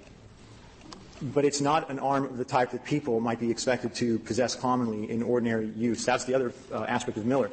Miller spoke about the militia as encompassing the notion that people would bring with them arms of the kind in common use supplied by themselves. And is there at this time, I'd just like to follow up on what you said, because if you were right that it was at that time, yes, but that's not what Miller said. It says that the gun in question there was not one that at this time, the time of the Miller decision, has a reasonable relationship to the preservation or efficiency of a well-regulated militia. So it's talking about this time. That's correct. The time frame that the Court must address is always the present. The framers wish to preserve the right to keep and bear arms. They wish to preserve the ability for people to act as militia, and so there was certainly no plan for, say, a technical obsolescence. However, the fact is that Miller spoke very strongly about the fact that people were expected to bring arms supplied by themselves of the kind in common use at the time. And so if in this time people do not have or not recognized by any court to have a common application for, say, a machine gun or a rocket launcher or some other sort Is there any parallel at the time that the amendment was adopted to the machine gun? In other words, I understand your point to be that although that's useful in modern military service, it's not something civilians possess. Now, was there anything like that at the time of the adoption, or were the civilian arms exactly the same as the ones you'd use in the military? At the time, even at the time Miller was decided, the civilian arms were pretty much the sort that were used in the military. However, it's hard to imagine how a machine gun could be a lineal descendant, to use the D.C. Circuit's wording, of anything that existed back in 1791, if we want to look to the framing era. It seems to me that Miller, as we're discussing it now, and the whole idea that the militia clause has a major effect in interpreting the operative clause is both over-inclusive and under-inclusive. I mean, I would have to agree with Justice Ginsburg that a machine gun is probably more related to the militia now than a pistol is. But that seems to me to be allowing the militia clause to make no sense out of the operative clause in present-day circumstances. Well, Your Honor, even within the militia understanding, the understanding of the militia was always that people would bring whatever they had with them in civilian life. So if a machine gun, even though it may be a wonderful... My point is, why is that of any real relevance to the situation that faces the homeowner today? It's only of relevance if the Court wishes to continue reading the militia clause as informing the type of weapon which is protected. Well, you're being faithful to Miller. I suggest that Miller may be deficient. I agree with Your Honor, and certainly in our brief we suggest that the militia emphasis of Miller is not useful as a limiting principle for the type of arms that may be permitted, because on the one hand, there's a great deal of weaponry that might be I'm sorry. The way I see this is that if they're going to stick to that militia thing, then everybody better be able to bring their arms home when they come home. I know, like, my brother has arms that he can, but he has other stuff that he can't. I don't know. It's a whole thing. But I would say that it's important. Like, he asked him a question about, like, why is the militia, like, important? Because that's the whole reason we're having this. I'm sorry. That was just crazy. It was spicy, but a little crazy. Mm-hmm. I think, too, the discussion really banks on what's a weapon of war versus what's a weapon to protect yourself. And Scalia goes through that multiple times because that's ultimately what the final decision is. It's just a matter of who is defining what a weapon of war is that becomes really an issue. And I think that came in the Bruin case, too. You have to correct me if I'm wrong, Law. Yeah, it did. It expanded on the common use aspect of it. So things that aren't in common use aren't presumptively protected. But I think what they're struggling with here, and what Justice Kennedy's pointing out, is that the DC's ban was on handguns. And if we're going strictly with, the militia needs to be like the military, that then, an M4 select fire rifle that can go 3 rounds or fully automatic is something that is clearly of military use. So, and less so than a handgun. Handguns are not, there are some units that will have handguns, but primarily your average soldier is going to have just their M4 or whatever variant that they're using now, rifle with them. And so it is a bit of a perplexing argument to say that, well, pistols are protected, but machine guns might. But if you're going with this pure militia service argument, then actually it might be the other way around. It might be, well, that pistols aren't particularly useful in militia service because they're not something that the military generally issues to their soldiers, but hey, machine guns might be. So it's again this pretzeling to try to get to the result that they want, that's palpable, rather than trying to interpret an originalist view of the Second Amendment. All right, guys, we're about to get back into it. If you can just tap the screen, and I don't care if you gift me, but please gift the panel, because Law of the Wild and Attorney Di are absolutely amazing.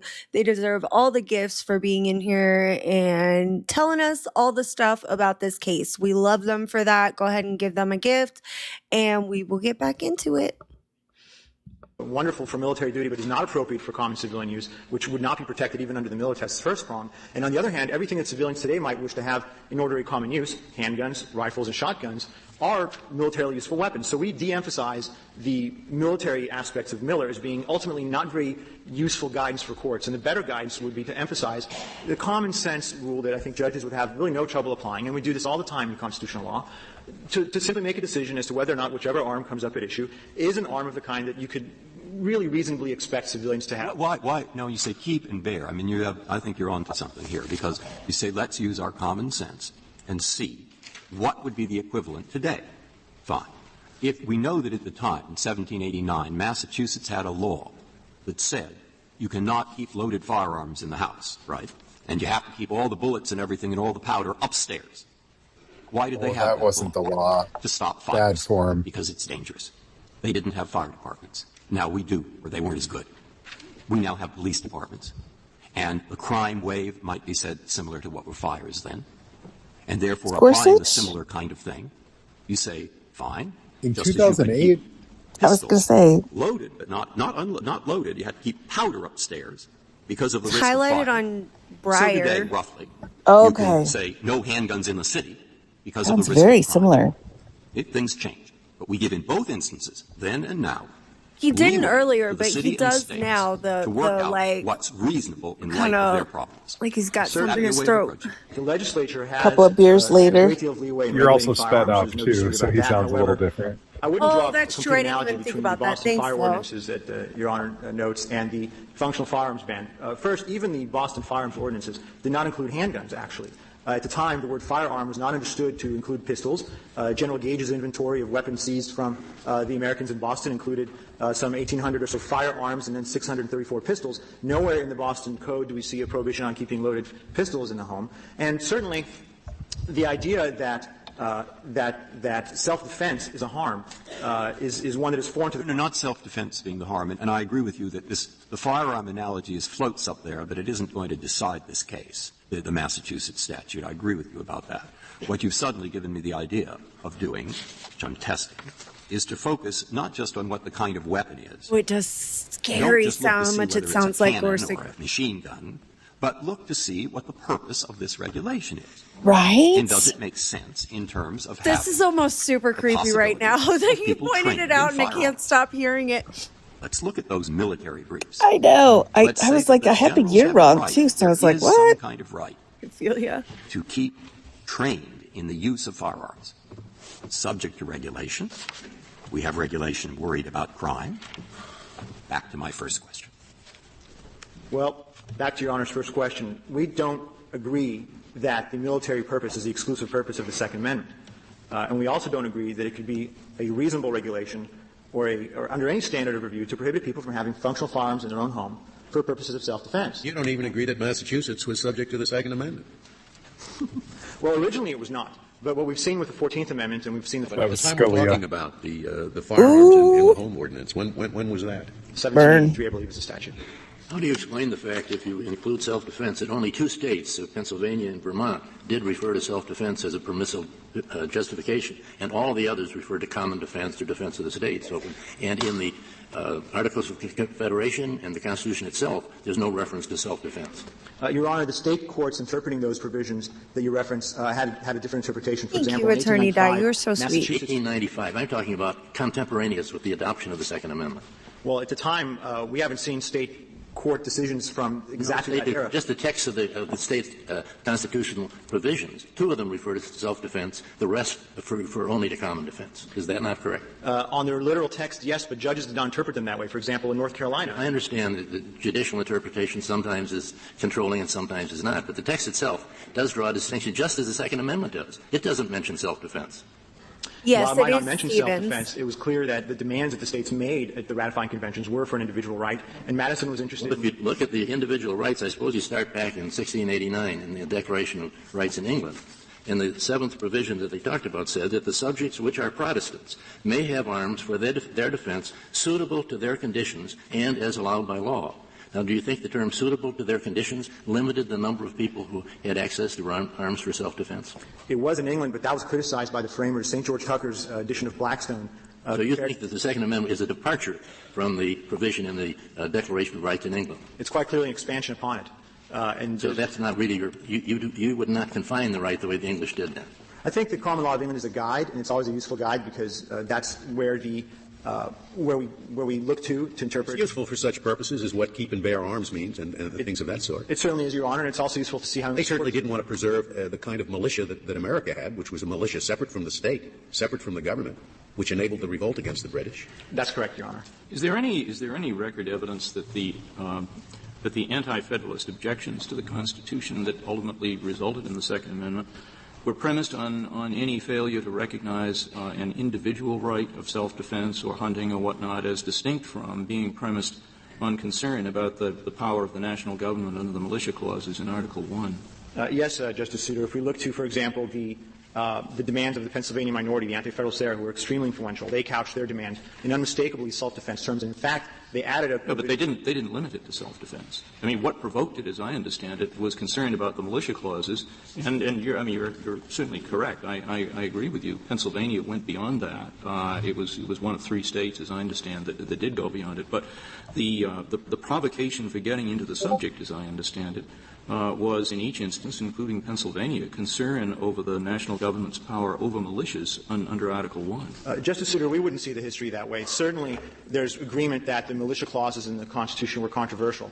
And there were separate amendments that were proposed and always rejected. They would have addressed that explicitly. In fact, if we look at Virginia's proposals, it's agreed by the petitioners that Virginia was the model for the Bill of Rights and specifically, of course, for the Second Amendment. We saw one set of proposed amendments from Virginia entitled Bill of Rights, and the Second Amendment language comes from paragraph 17 of that Bill of Rights. And then we see a list of other amendments, and then you have the 11th proposed amendment, which speaks exactly to the reverting control over the militia back to the states. Now, there's no reason to suppose that Virginia would have made the same demand twice, that they would have, like all the other demands that had separate keep and bear arms provisions and separate militia provisions, that people were being duplicative for no reason. The fact is that the militia concerns were heard and they were voted down, and the Second Amendment concerns were the ones that the Federalists were easily agreeable to, because the right to keep and bear arms by individuals was not controversial. It would not have altered the structure of our Constitution. And so those were agreed to quite readily.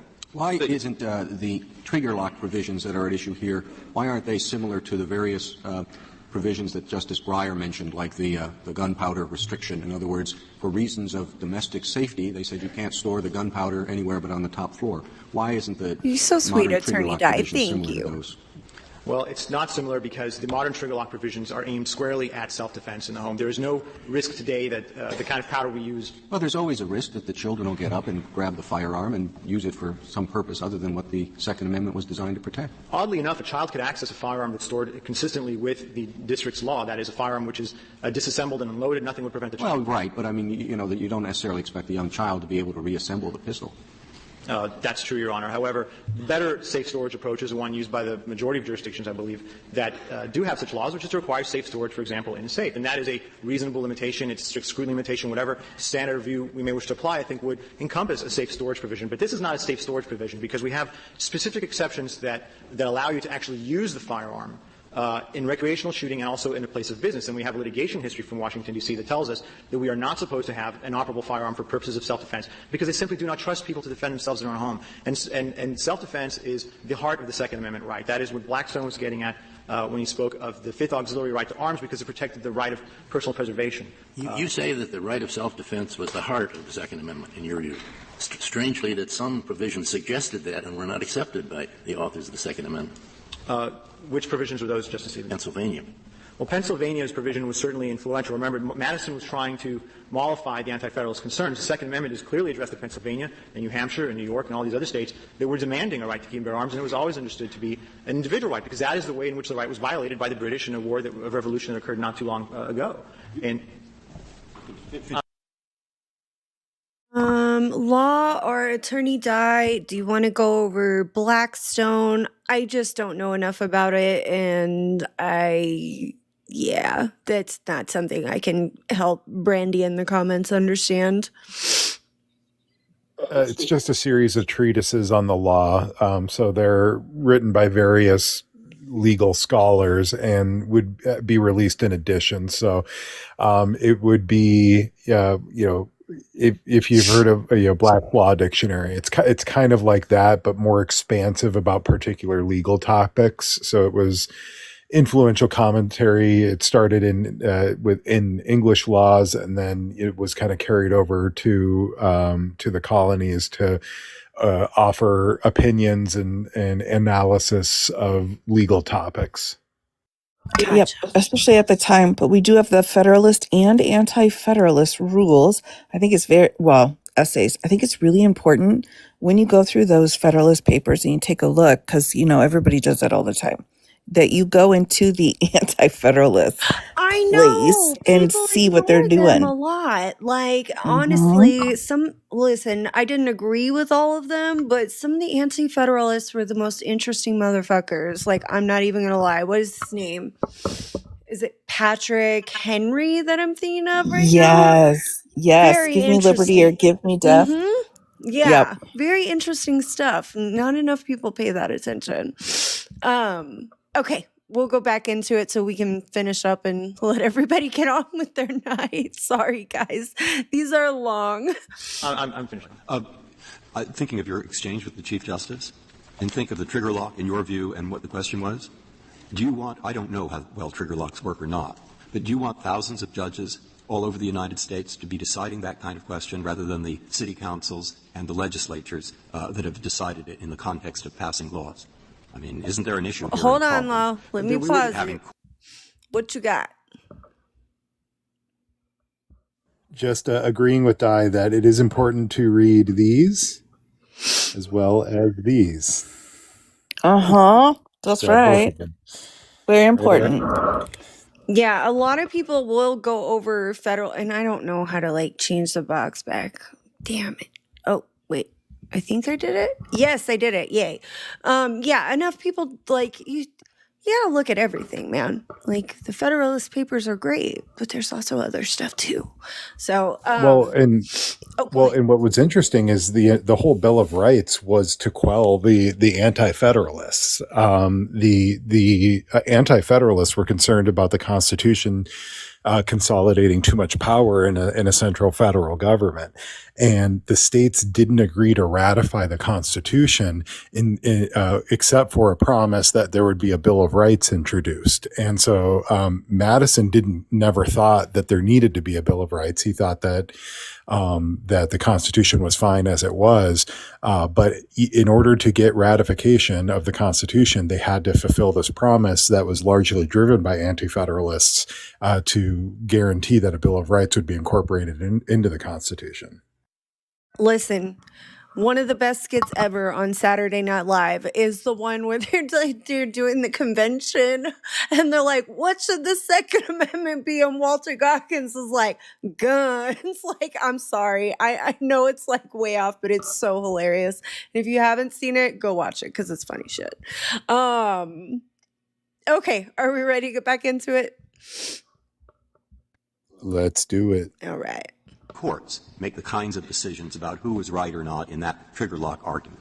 When a fundamental right is at stake, there is a role for judicial review, Your Honor. We're not going to see 1,000 judges review such laws because Washington, D.C. is the only example of it. If there's a fundamental right, what about licensing? One piece, we talked about trigger lock, we talked about the ban on handguns, but there's also a requirement that there be a license for possession of a handgun. Assuming you're right on the first question, that you couldn't flatly ban handguns, what about a requirement that you obtain a license to have a handgun? Justice Ginsburg, that would depend on the licensing law itself. We don't have a problem with the concept of licensing so long as it's What about this very law? If you take out the ban, there is a law on the books. It's one of the ones that you challenged. It's Section 22-4504A.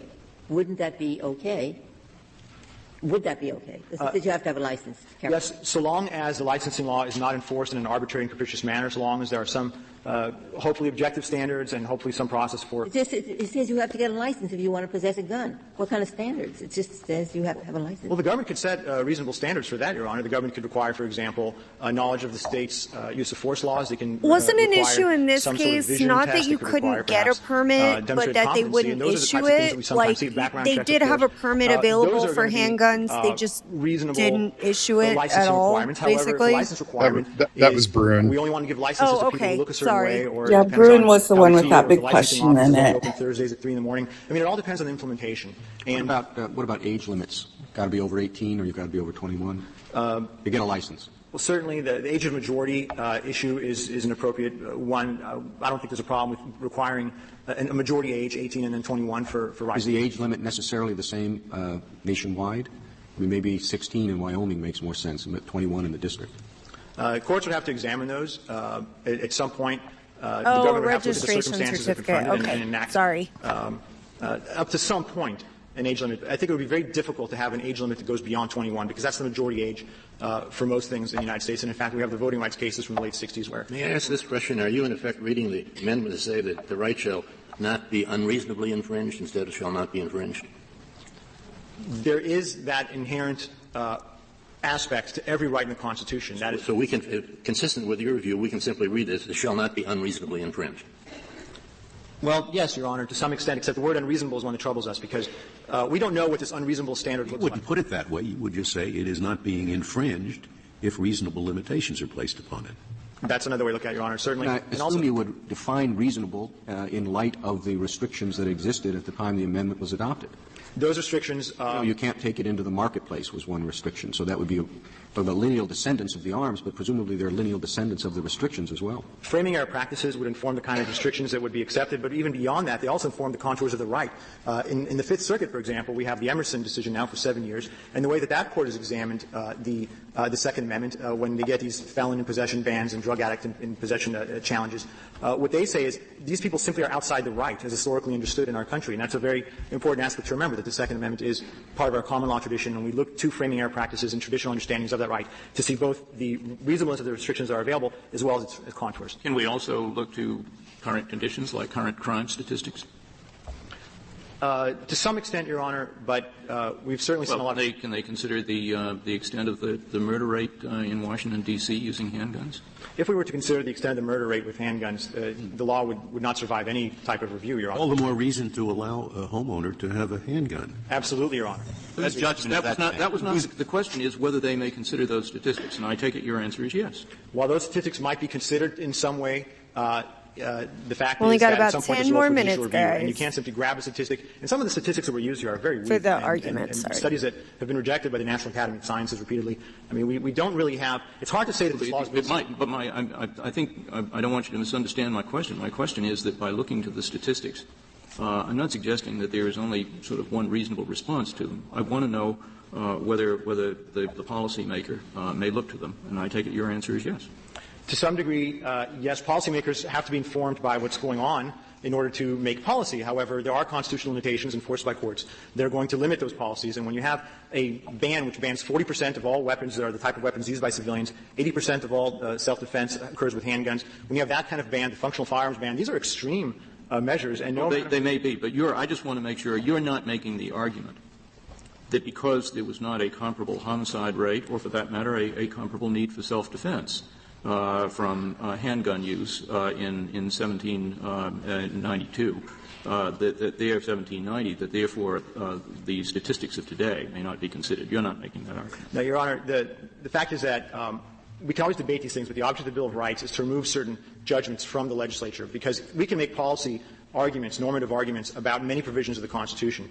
But to make those arguments and say, well, we've decided as a matter of policy that the right to keep and bear arms is no longer a good idea, and therefore we're going to have restrictions that violate that stricture in the Bill of Rights, that shouldn't pass judicial review. At some point, you have to go to Article 5 if you think that the Constitution is impractical. But just to be clear, and I don't want to misstate your position, my understanding, or I at least inferred, that you would consider it reasonable to ban shipment of machine guns and sawed-off shotguns in interstate commerce? Yes, Your Honor. And how about a state university wants to ban students having arms in the dormitory?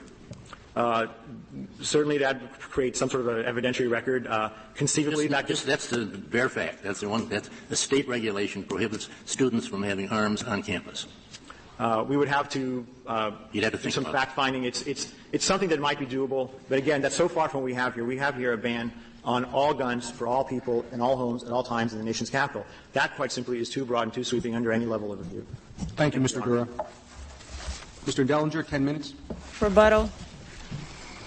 Mr. Chief Justice, I want to address, first, why this law is reasonable and should be sustained and why the judgment below has to be reversed. However, whatever position you take on the theories of the amendment, and in defending the eminent reasonableness and careful balance of this law, I need to start with the trigger lock, about which Justice Alito asked. Well, before you start with it, how many minutes does it take to remove a trigger lock and load a gun? Because both of those, the gun has to be unloaded, it has to have a trigger lock under the district law. Those are alternatives, Mr. Chief Justice. So disassembly and trigger lock, and unlock. in either case, it has to be unloaded, correct? There are some versions of the trigger lock that allow you to put the trigger lock on and then load the gun. The piece that goes in the trigger mechanism, even someone as clumsy as I can remove it in a second. Well, but the law, as I understand it, says that the gun has to be unloaded.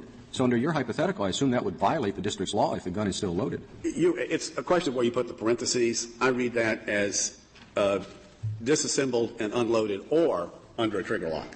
And that's the way the So how long does it take, if your interpretation is correct, how long does it take to remove the trigger lock and make the gun operable? You place a trigger lock on, and it has the version I have, a few that you can buy them at the 17th Street Hardware, has a code, like a 3-digit code.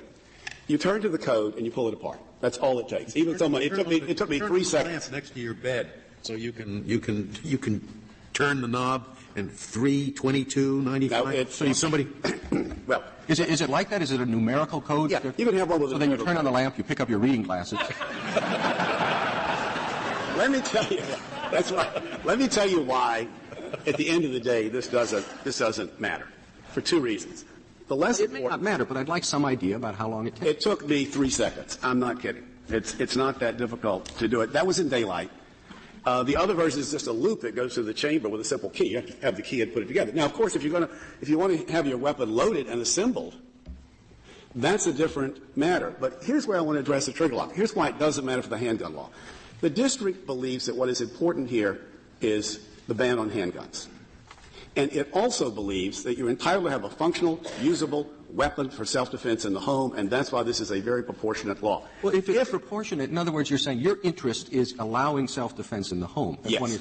Well, does it really make sense to say the best self-defense arm is a rifle as opposed to a pistol? It is. There has been no showing here that a rifle or a shotgun is inadequate for the purposes of self-defense in this facial challenge. Is there anything to show that the district council ever considered the issue of self-defense? That because they banned handguns and they had this provision on the trigger lock, and the issue, my question with the trigger lock doesn't have to do with whether trigger locks are generally a good idea. It's whether you're ever allowed to take it off for purposes of defense. There's no, is there anything to show that the council actually considered what sort of weapon is appropriate for self-defense? There are decisions in the District of Columbia. I'm sorry. I know we're almost done, but I hate mandatory trigger lock things because guess what? If somebody breaks into my home in the middle of the night, they're not going to wait for me to get my trigger lock off and reassemble whatever I may need to, depending on the type of fire. Like, they're not going to wait for that. I've never understood those laws. Like, they don't make a lot of sense to me. I certainly believe in safety and things like that for kids. It's nothing against that. I think those are arguably harder to, and also, how would you enforce it? Are you going to go personally inspect that everybody has a trigger lock? I don't know. They're just weird to me. Well, and the idea that a rifle is a good home defense option is utterly insane, especially in a densely packed city like DC is.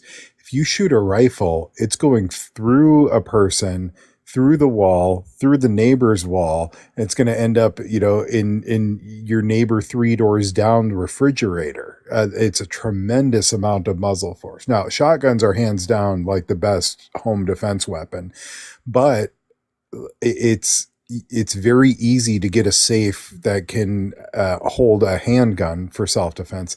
Very difficult to have one that's for a shotgun. So now you're talking about locking it and then needing to, open it up. It's not very effective for being readily accessible. But the idea that a rifle is a practical home defense weapon is utterly crazy.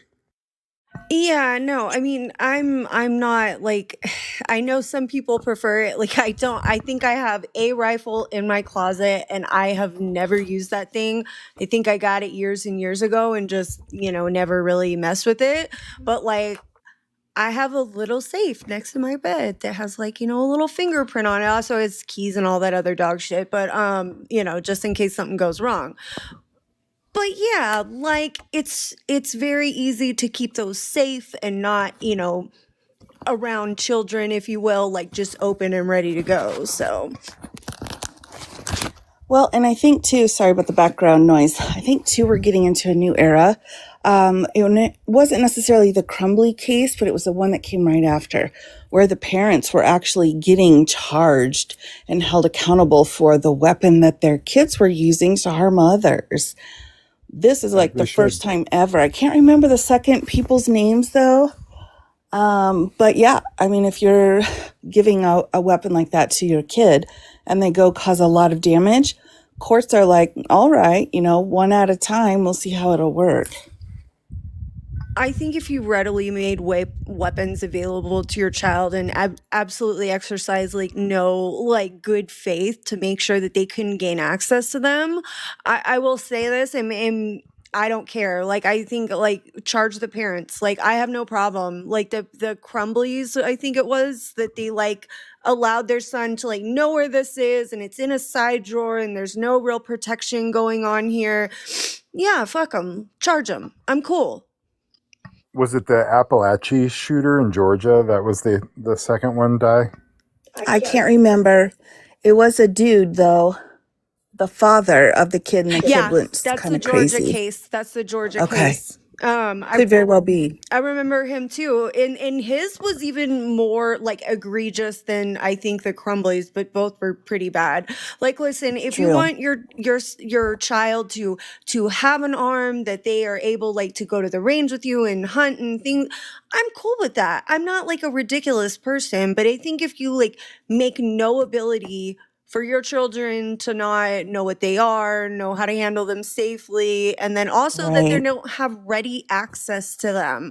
They have to be kind of with you, or, there's just good parenting in general. I think it's ridiculous. Okay. I agree. I'm fully on board with keeping the parents accountable and with the Appalachia shooter, I know the kid had been expelled for threatening other kids. Yep, that's right. FBI. Or at least suspended him. The FBI had looked into him. That's horrible. Yeah. And there were documented mental health concerns, and he still gave the kid a firearm. It was crazy. I see some Federalist Papers and a Black's Law Dictionary. You see real quick what I've got here. So the Anti-Federalist Papers, showing off their treasures. Highly recommend. Highly recommend. I couldn't find my Federalist Papers because I read them a lot. So also, because I don't have my Federalist Papers, look what I have here. I've got Black's Law Dictionary. Where's yours, Law? Mine's right here. Oh, what else do I have? We got the Federal Rules of Appellate Procedure. What? That's crazy. Oh, I love it, Cass. Oh my gosh, what else do I have? The Rules for Civil Procedure and then Criminal Procedure. My favorite book, though, all right, just came in this week. Look at this, the Federal Sentencing Guidelines Manual. It's been annotated 2026. I think Di is starting a legal book club with Post-its attached. I think you need to start a whole thing and offer packages of books, but with a Post-it note and a cute pen with it. I think it would be great. I love it. I would totally do that. That would be Sorry to interrupt the flow. I just was how dare you? How dare you? Are you at the law All right, library? It's on. You're at the law library, It's on. aren't you? I'm unpacking my books. I'm unpacking them now. That's how this is going to be going down. I'm unpacking them. This is just my home office. You should see my regular office. What? Did you hear what he just said? He's like, this isn't even all of them. I own 1,100 books. So all right. This is actually the original statutes for the state of Minnesota from 1849. So that's one of my prized collections. First edition Atlas Shrugged. Ew, I hate that one. I'm sorry. What else have I got over here? It's too philosophical. Common Law and Other Writings by Oliver Wendell Holmes. Oh, goodness. Galileo Affair. Historical Law and Tracts from Lord James. Double Tenth Trial. Let's see, what else we got? The American Commonwealth by James Bryce, both editions. Jefferson. what else have I got here? Oh, I think you're just showing off now, man. Yeah, this is just I'll have to do show you the this is my First Amendment section. I go to this in the first quite section. A bit. You know what? Oh, I love it. Law, one time I bought a soda out of a vending machine. Okay, homie. I'm sorry. I love it. I love it. All right. Yep. We got like 5 minutes left of this. Let's wrap her up, and then we could talk more and nerd out on Law's book collection. I'm done. We're all done. Columbia has the right of self-defense that apply to this. But here's the most important point. It cannot affect the validity of the handgun law. If you disagree with us that my statements are not sufficient to say that we believe that the law should be read, given the self-defense compulsion, to allow whatever use makes it functional, if you don't agree with that, and if you think there's a controversy on this point, because we believe you should have a functional firearm available in the home of law-abiding citizens who wish one. If we're wrong about that and the trigger lock is invalid, that has no effect on the handgun ban. That is to say, the trigger lock applies to all weapons. If it's valid and it means what they say it does, none of the weapons would work. They don't need a handgun. It's unusable. If it's invalid, or if it has the construction we believe, it cannot possibly affect the handgun law. If you strike down the trigger lock law, you're throwing us in the briar patch where we think we're happy to be.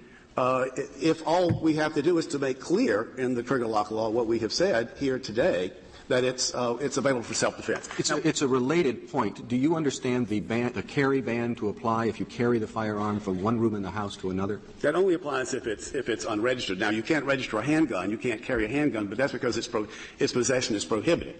That is to say, you can't carry marijuana or heroin from one room to the other either, because you can't use it at all. I think. Why is the D.C. law phrased in those terms? In other words, if you can't have a handgun at all, why do you have a separate provision saying you can't carry it anywhere?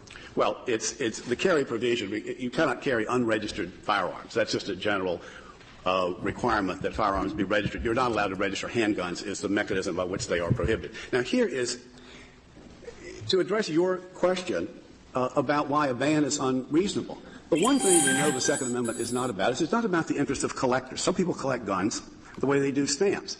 And if that were what the amendment were about, then prohibiting someone from having a particular type of gun would prevent them from completing the set. But the notion that... Isn't that covered by the provision that you have the right to keep arms?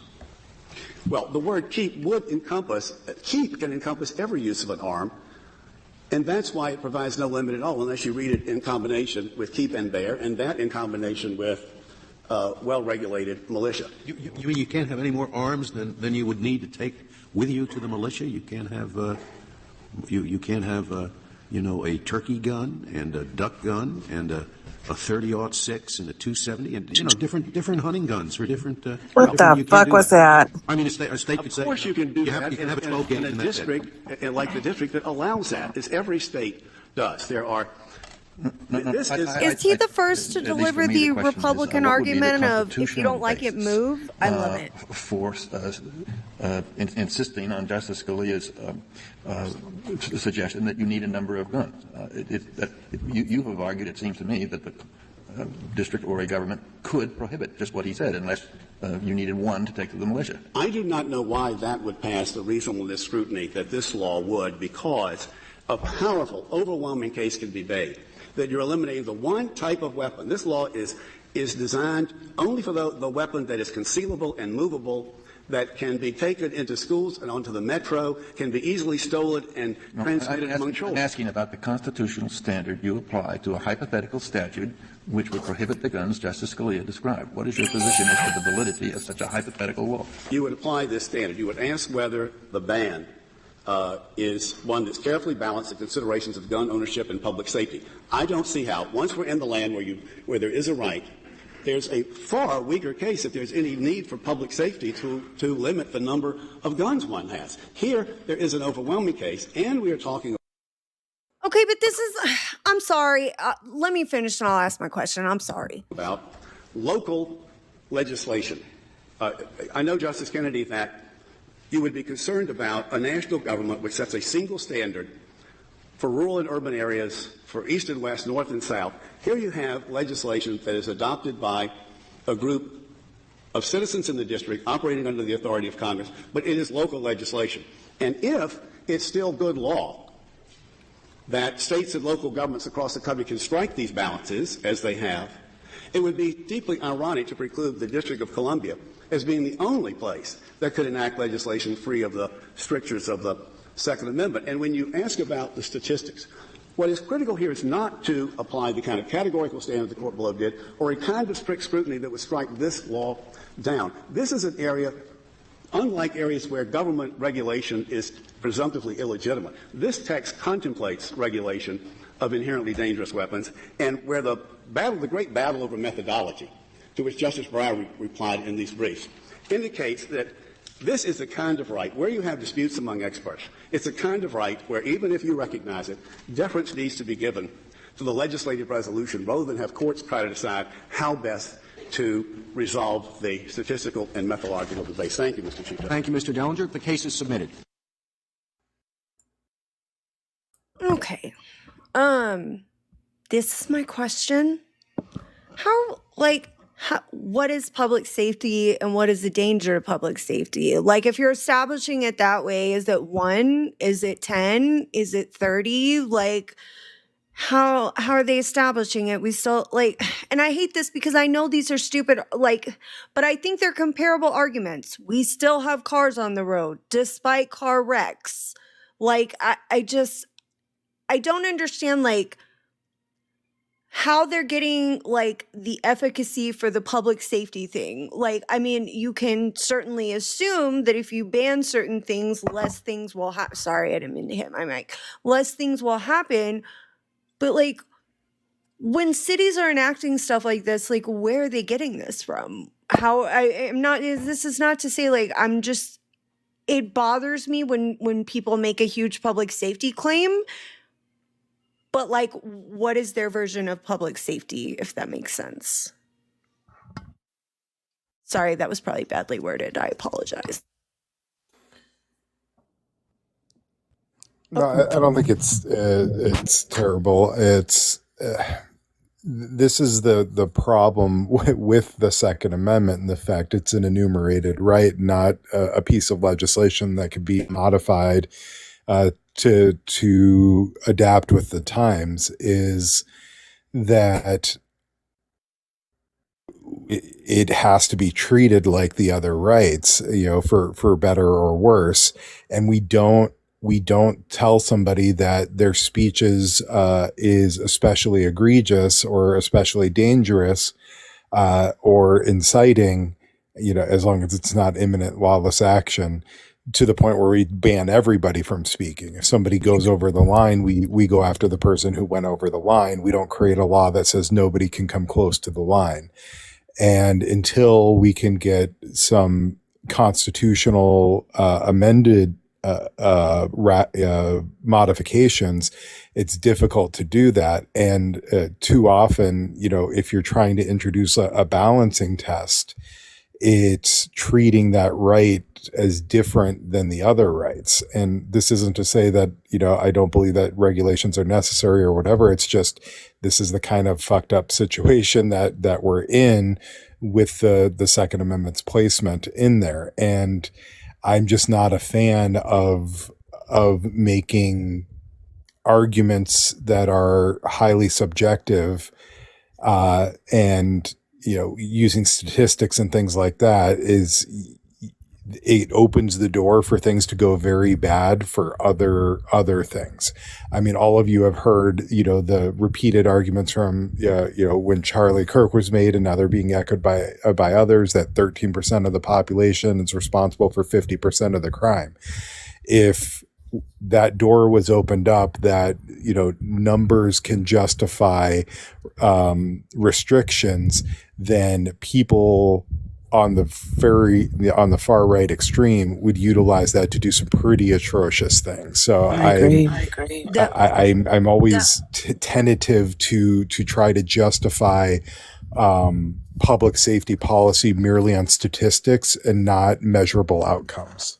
Well, I think that's the real reality here, is no matter how you feel on the gun spectrum, and I'm fine with all of it. I have my beliefs, you have yours. We can still be chill and talk. It's not that big of a deal. But I think that, to your point, law is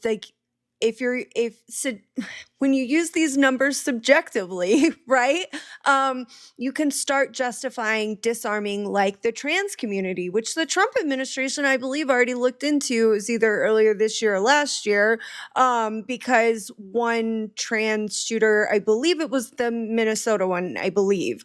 But it's just, I think it's great to think about public safety, but I also think about how this can be used against other communities. As a white lady in Texas, I'm probably going to be okay.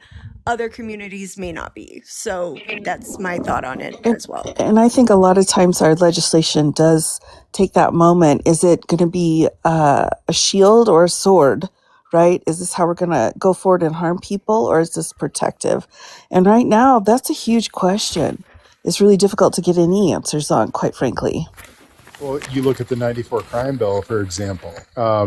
94, the early to mid 90s was...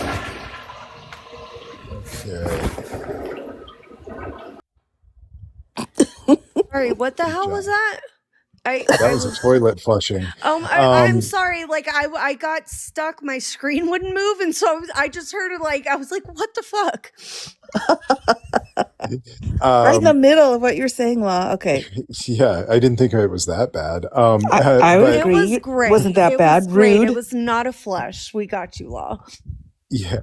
So the 94 crime bill, for example, like the Congressional Black Caucus supported that. I mean, that was a very aggressive response to public outrage to an increase in crime. The early to mid 90s was some of the highest crime rates that we've had in modern history.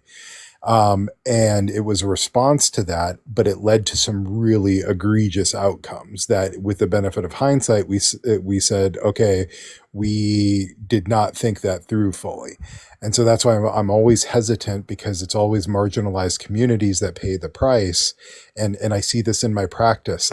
I very infrequently see white people being charged with possession of a firearm, unlawful possession of a firearm, because they're certainly carrying their firearms without permits, but because they're not over policed, because they don't get pretextual stopped, because they don't get unlawful expansions of their vehicles searches, they don't get pegged with it. But it happens at just as much of a frequent rate. I cannot tell you how many times I've had people tell me that, oh shit, I didn't realize my permit to carry expired a year ago, and they've been carrying that whole time. But because they're not over policed, they haven't felt the impact of that.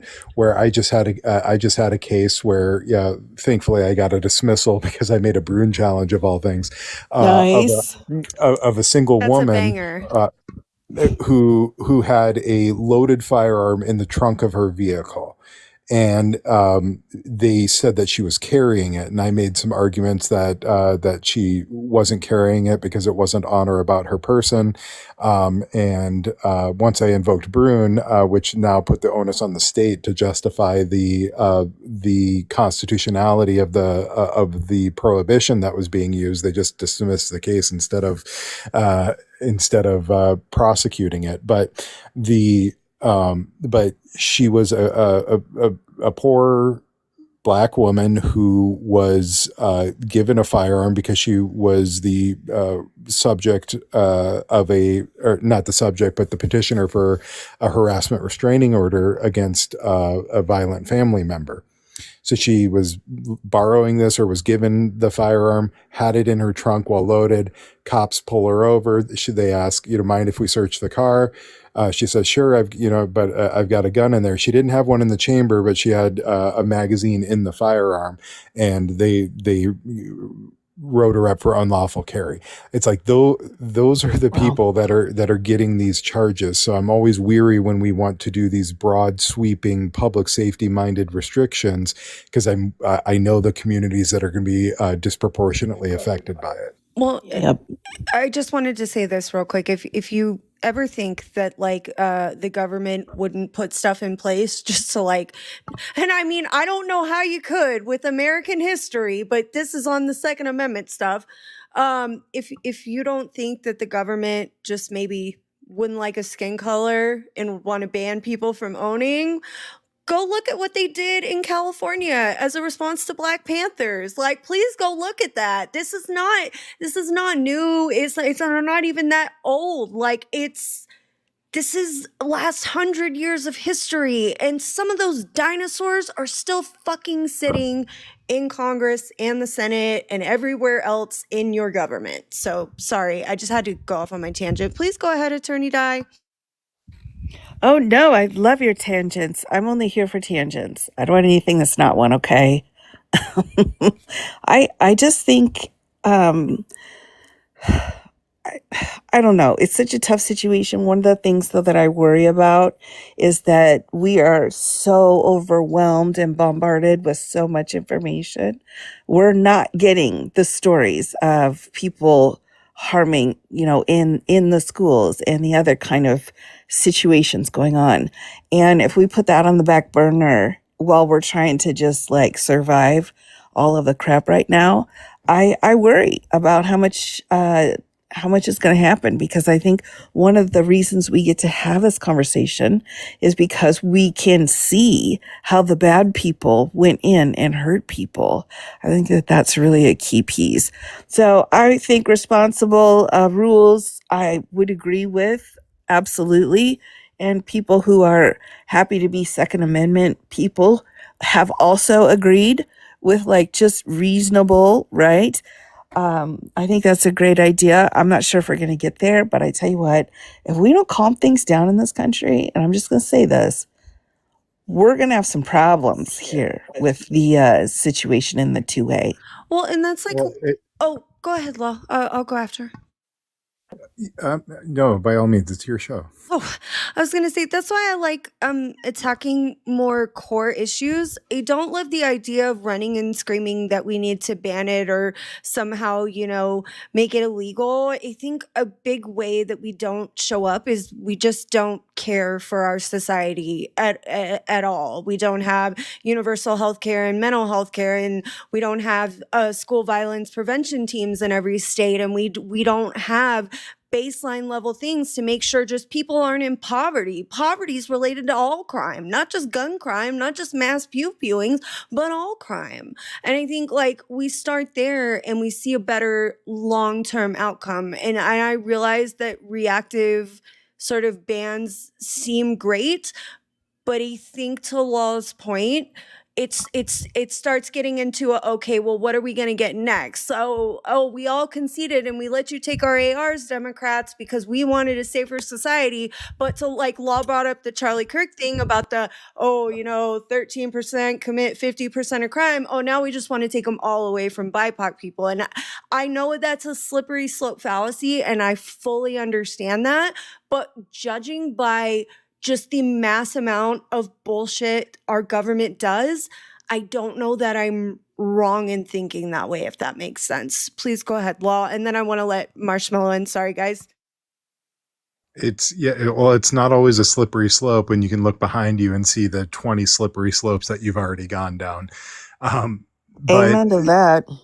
Well, and my biggest frustration is on this issue is I have a bit of a myopic view of it. I think the toothpaste is out of the tube. There are more firearms than people in this country. And unless there is a plan to vastly reduce the number of firearms in circulation, not just talk about new purchases or new transfers or something like that, we're not going to see the types of rates that we see in other comparable countries. It's just all that prohibition has ever done in our country, whether it's on prostitution, on shrugs, on alcohol, is build a thriving black market that increases crime, that fuels a criminal underworld. But what frustrates me the most about this is, like, in my state, 80% of our firearm unalivings are suicides. Nationally, it's 60%. I know in Dye's neck of the woods, it's similar to 80%. In Texas, it's closer to the national average.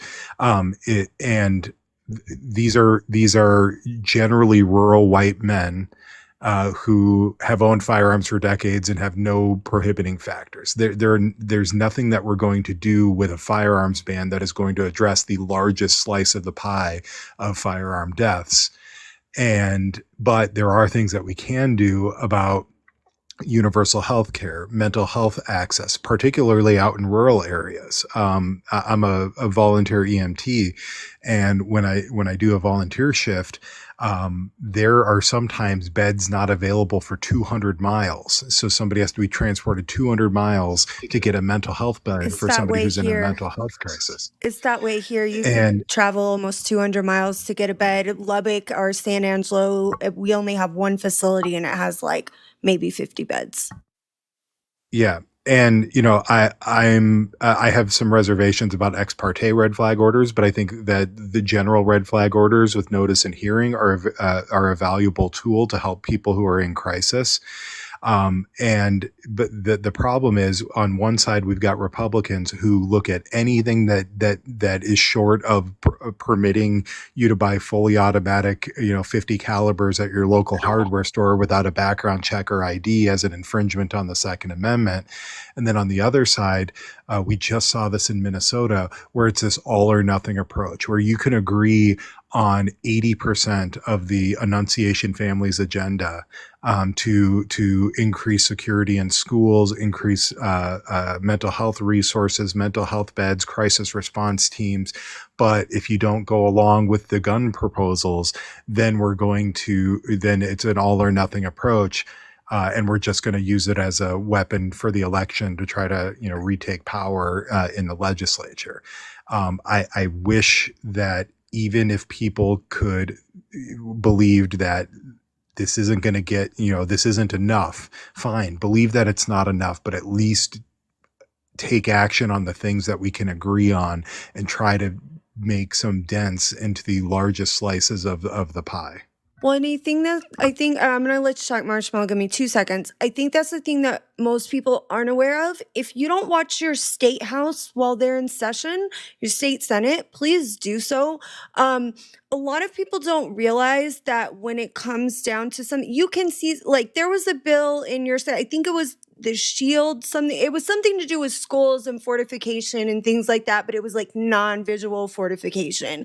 And I thought it was a decent bill. Like, I read through it. Wasn't terribly long, or it didn't take me a long time to look at it, but I thought it was a decent bill. And it's just like, because it wasn't enough, I don't even think it made it out of committee. Like, I think that was what I remember on it. And if it, like, it's just insane. I agree that Democrats want things, but you also need to look at how they actively work against things that people are coming to the table with. Just to keep things sort of fair here. It's not that, like, I don't agree with that they're better off than Republicans. I'm just saying, look at what they're not doing too. Hold them accountable for that as well. I'm sorry, Law. Did I step on your toesies, or were you finished up? No, you're good. We should loop in some other people. I could Yeah. talk all night I about trying to find common ground solutions. I got you.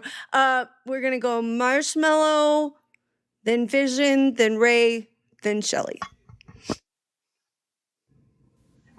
Okay. Hello, everybody. Just to introduce myself, I am Marshmallow. Recently graduated from UC Berkeley under legal studies. Currently trying to pursue a career in criminal law. Also interested in looking into constitutional law. I'm a little bit sad that I woke up late to join this because Supreme Court decisions and Supreme Court arguments and analyzing them and looking. You cutting out for everybody else? Join. But so looking at District Columbia versus Heller, I think it's a very sort of interesting case, and there's I think there's a lot to talk about and a lot to see about it. I think one of the things that I've been thinking about that's been kind of going on in my brain that I think about when it comes to this case is sort of this idea. Well, one, and it's really funny because I had this conversation yesterday with somebody. We were discussing about the Second Amendment, and I was talking about how it was an interesting choice of words to use the term bear arms. You know, I was talking about how it's a very interesting and a very broad choice of terms to say like bear arms, and you brought it up earlier about how like they're saying bear arms in the sense of it's something that you can sort of literally bear your arms with. That's why I was thinking like that's kind of why it sort of is that regulation of, and that's why I'm like, you can correct me if I'm wrong, but I thought is like is that like that main argument of like why we can't really use a nuke or anything that is like above bare arm. Like it's not something we can really bear with our arms. That's why that's so supposed limitation. But it's like, you know, the argument clearly is like, do we need to go further within those limitations to sort of protect the common people? Because it's like, you know, it's a very interesting dichotomy to say, well, now, you know, we're at a point in our history where we can bear arms and still do the mass amount of damage that we can do. So, but like, it's sort of that kind of like interesting relationship to me that I see. And I also see this sort of relationship where it's like, technically, I feel like this case banning the handguns, right? If I'm correct, they were trying to ban the handguns within. No, they weren't trying I mean, to. They whole ass no, did. It was a ban. They okay, had a ban. right. So it's like we see that like it was this ban, and it's kind of like this was Congress's attempt. Would you say like this was This a isn't a Congress attempt of congressional gun reform? attempt. This is DC, the city of banning handguns. This is not Congress or I any. see. They brought that up Got it. multiple times, and I was just like, this has nothing to do with what's going on here. Okay.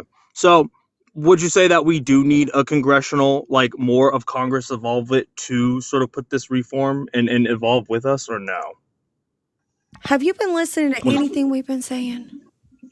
Yep. Cool. No, I want less government involvement. And if they're not going to do baseline issues that overall reduce crime, then I don't like allowing them to just willy-nilly ban whatever the fuck they want, because soon enough they're going to turn it against communities that they don't like, because that's just how government works. That's how it's been working. That's how it's still working. No, I don't want congressional involvement. I want the opposite.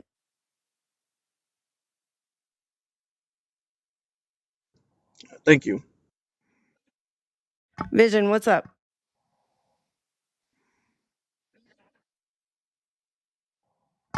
Right on. Ray, go ahead. Yeah, so as a law enforcement officer, I have a huge personal investment in this subject. Oh, of course. And Attorney Di, yes. Hello. Me and you have been on a couple of panels every now and then. All right. That sounds good. I must have been amazing as per usual. Yes, I love you, Attorney. I will tell you that, like, as a officer, we will uphold the law one way or the other, whether we like to uphold it or we don't like to uphold it, because there are some laws that we like and there are some laws that we don't like, but unfortunately we have to uphold it. For instance, I am in Virginia. Okay, we all know what just happened in Virginia. You can no longer have a magazine over 15 rounds in Virginia. You can Well, at no least they longer went to the purchase. 15, man. You can no longer have a pew pew that's an AR. Do I personally agree with it? No, I do not. But I will say that people should be trained the way that I was trained through Uncle Sam in order to carry and use those weapons.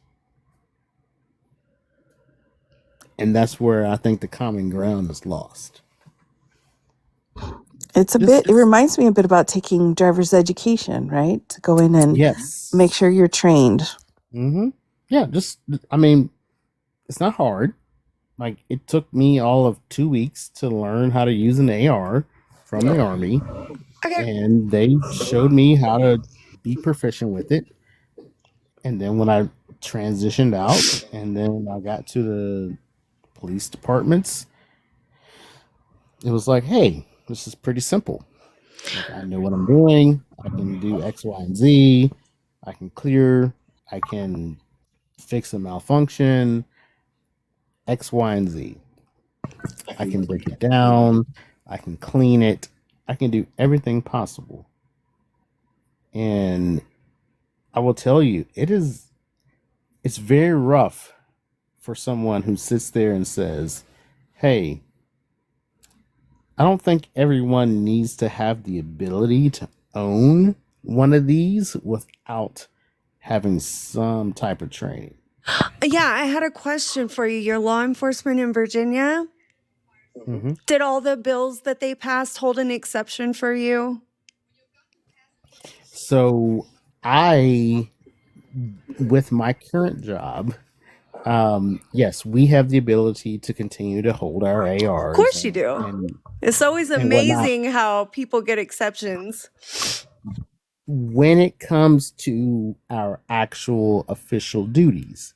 Now, in our private life, that's the gray area. Does it say current, former, and retired on the bill? You know what? I couldn't tell you yes or no because I haven't read that far into it to say, hey, you know what?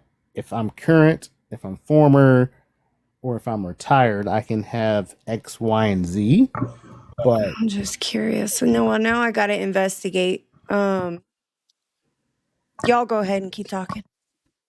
Yeah. So that's where I'm at. I'm like, I mean, most of us have been trained. We can operate the weapon system to some sort of degree. You add on a combat vet like myself, we can tell you everything about the AR pretty much down to the detail of like, hey, this part does this part does that, and this part does this. So there's a lot of nuance behind it, unfortunately.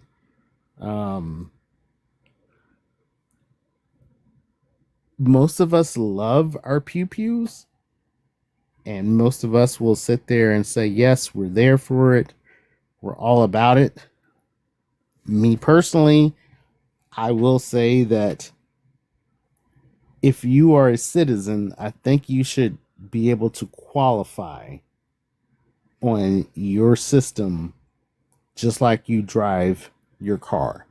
You have Driving a qualification. car isn't a right. I'm not willing to argue that point. Driving a car is not a right. Owning a firearm is. Hold on. Let's hit that and let me say, well, what about traveling? Travel's different, but the car itself and the licensing that goes along with it, you don't have that right.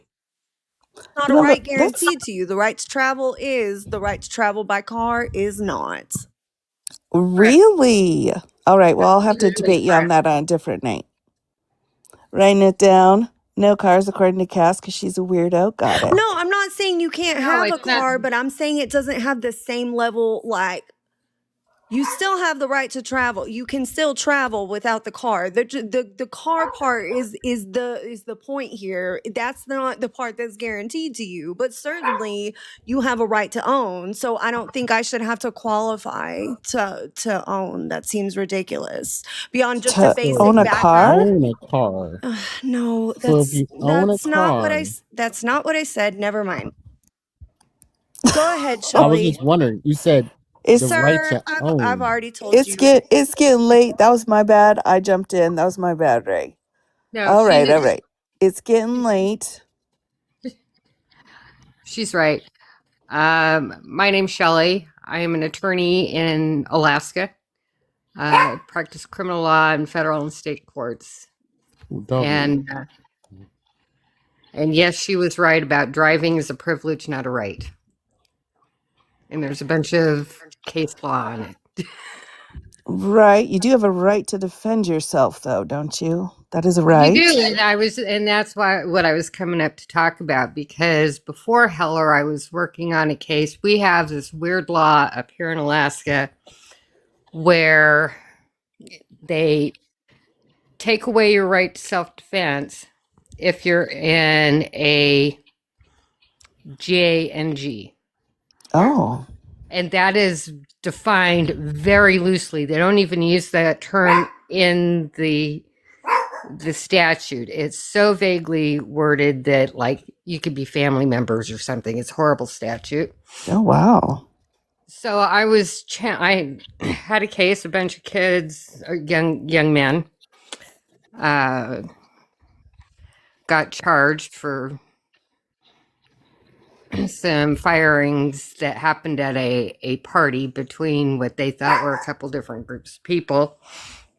And we also have a weird statute that's like a JNG homicide thing.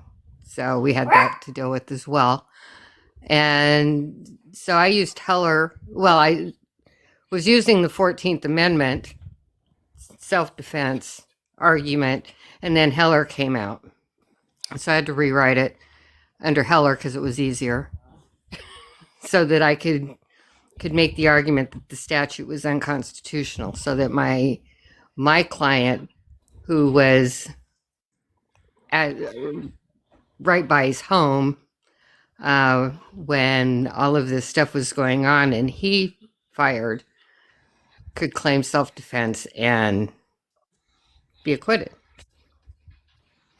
Was he by his home or in his home? By his home.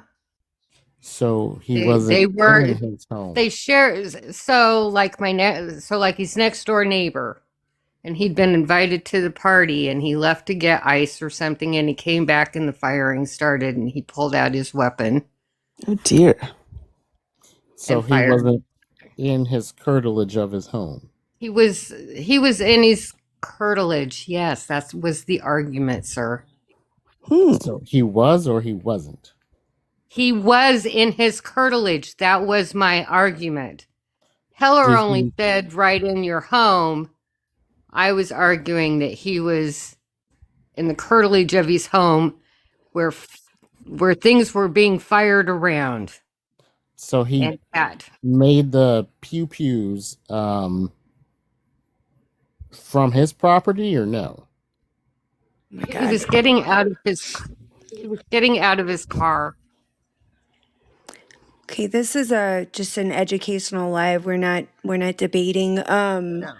I'm gonna. Anyway. I've been on for like 3 hours, guys. I'm gonna go ahead and I'm gonna log off because I'm just getting frustrated and sleepy. And I apologize if anybody felt like I was nasty because I wasn't trying to be. I'm just tired and overwhelmed.